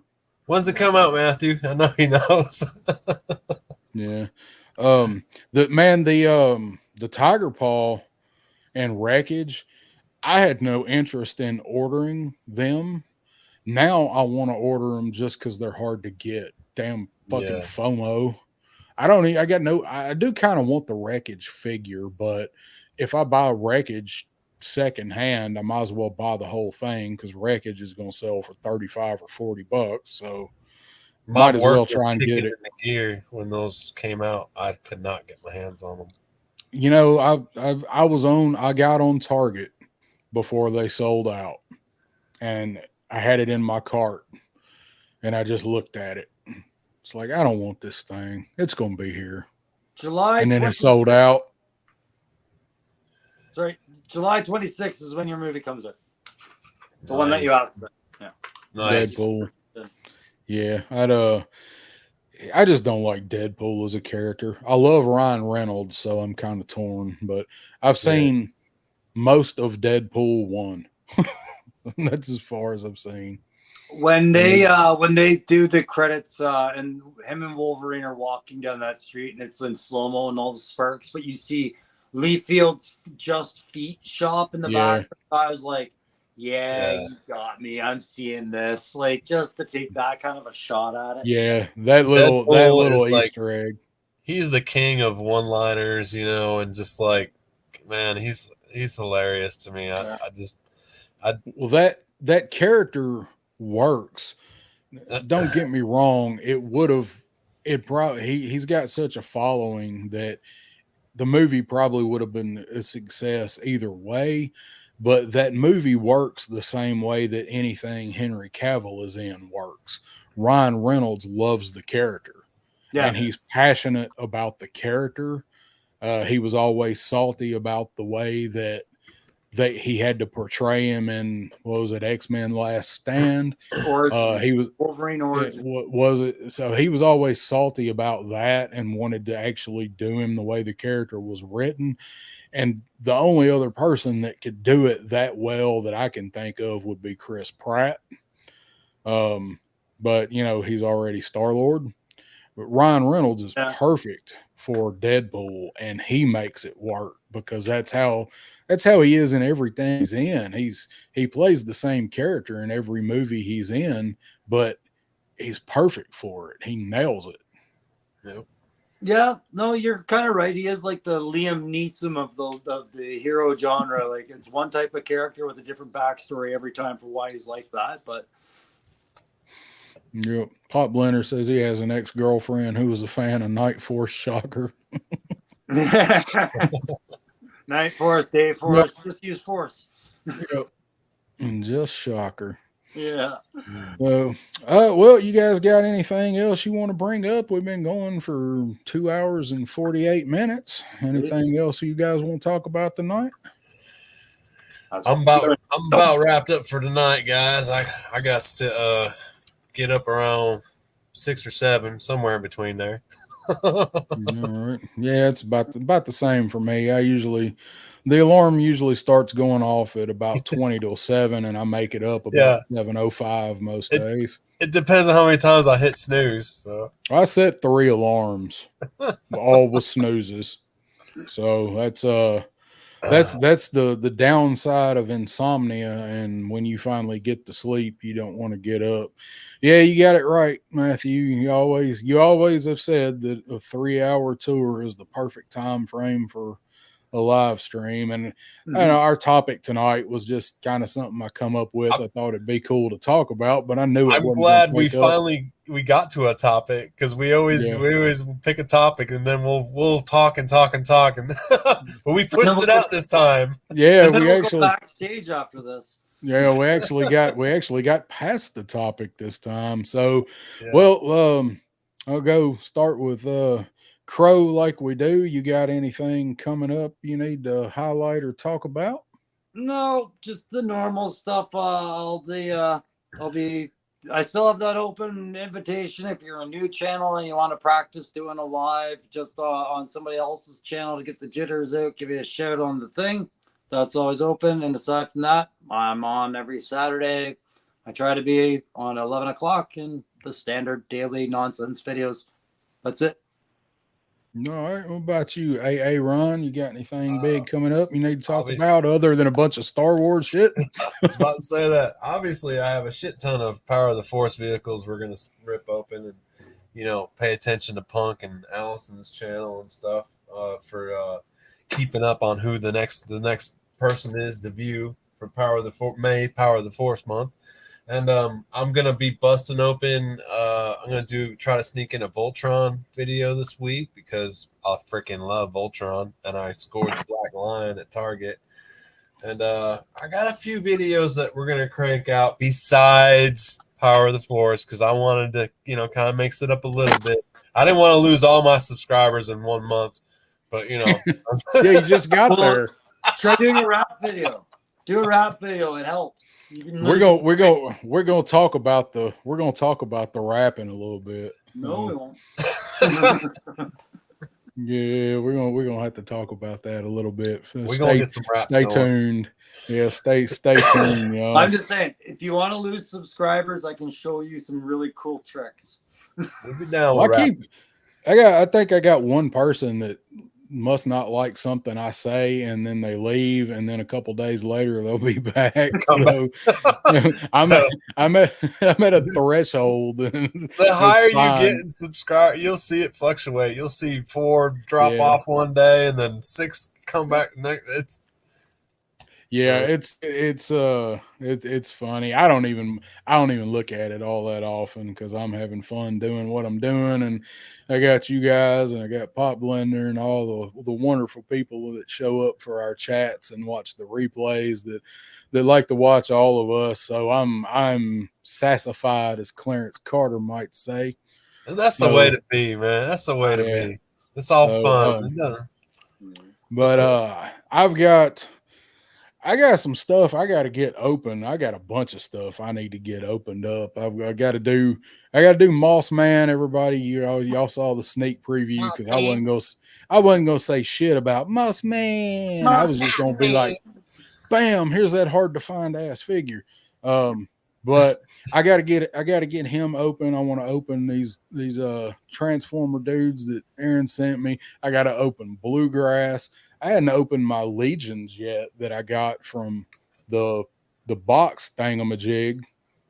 Oh, there he is. He's going to open this, guys. He's going to review this for you as soon as damn Toyenhancer gets it to his house. It's going to be that one will be August. Next week. But yeah, I'll be showing off Slaker too at some point. So I'm behind. I've on opening stuff, so I got to open some stuff, do some videos. May have a little project this weekend that might come up. And you guys, if that comes to fruition, I think there'll probably be some video of doing that. Something I'm working on. Other than that, just stay tuned and check out Crusty Old Crow and Aaron the Toyenhancer, and then all of our homies in chat that have channels. Check them out. Everybody that's in here: Crimson Cobra Commander, Woody Triple Deuce, Legend Series. Let's see who all else is in here. If I missed you, I'm Bobby sorry. Bobby Wall. Bobby, yep, Bobby's here. Crimson Yeah, Cobra Matthew Commander. Madison. Some dude named Oh, Pop Thank you Lang. guys. Hit Yep, the like so- button. Oh yeah, I always forget to say that. So, but that's about all that's going on, guys. Just stay tuned. Enjoy the power of the force. We got a lot of content creators doing a lot of cool stuff, and there's a whole lot more coming. So stay tuned for that, and keep tuned in to Punk and Allison for the schedule on those because they're showing that off. Other than that, that is it. I appreciate everybody for stopping by and hanging out, and everybody that might be watching the replay. And we will see you guys next time on 3-Star Draw, Crusty Old Crow and Aaron the Toyenhancer. Deuces. Triple toots.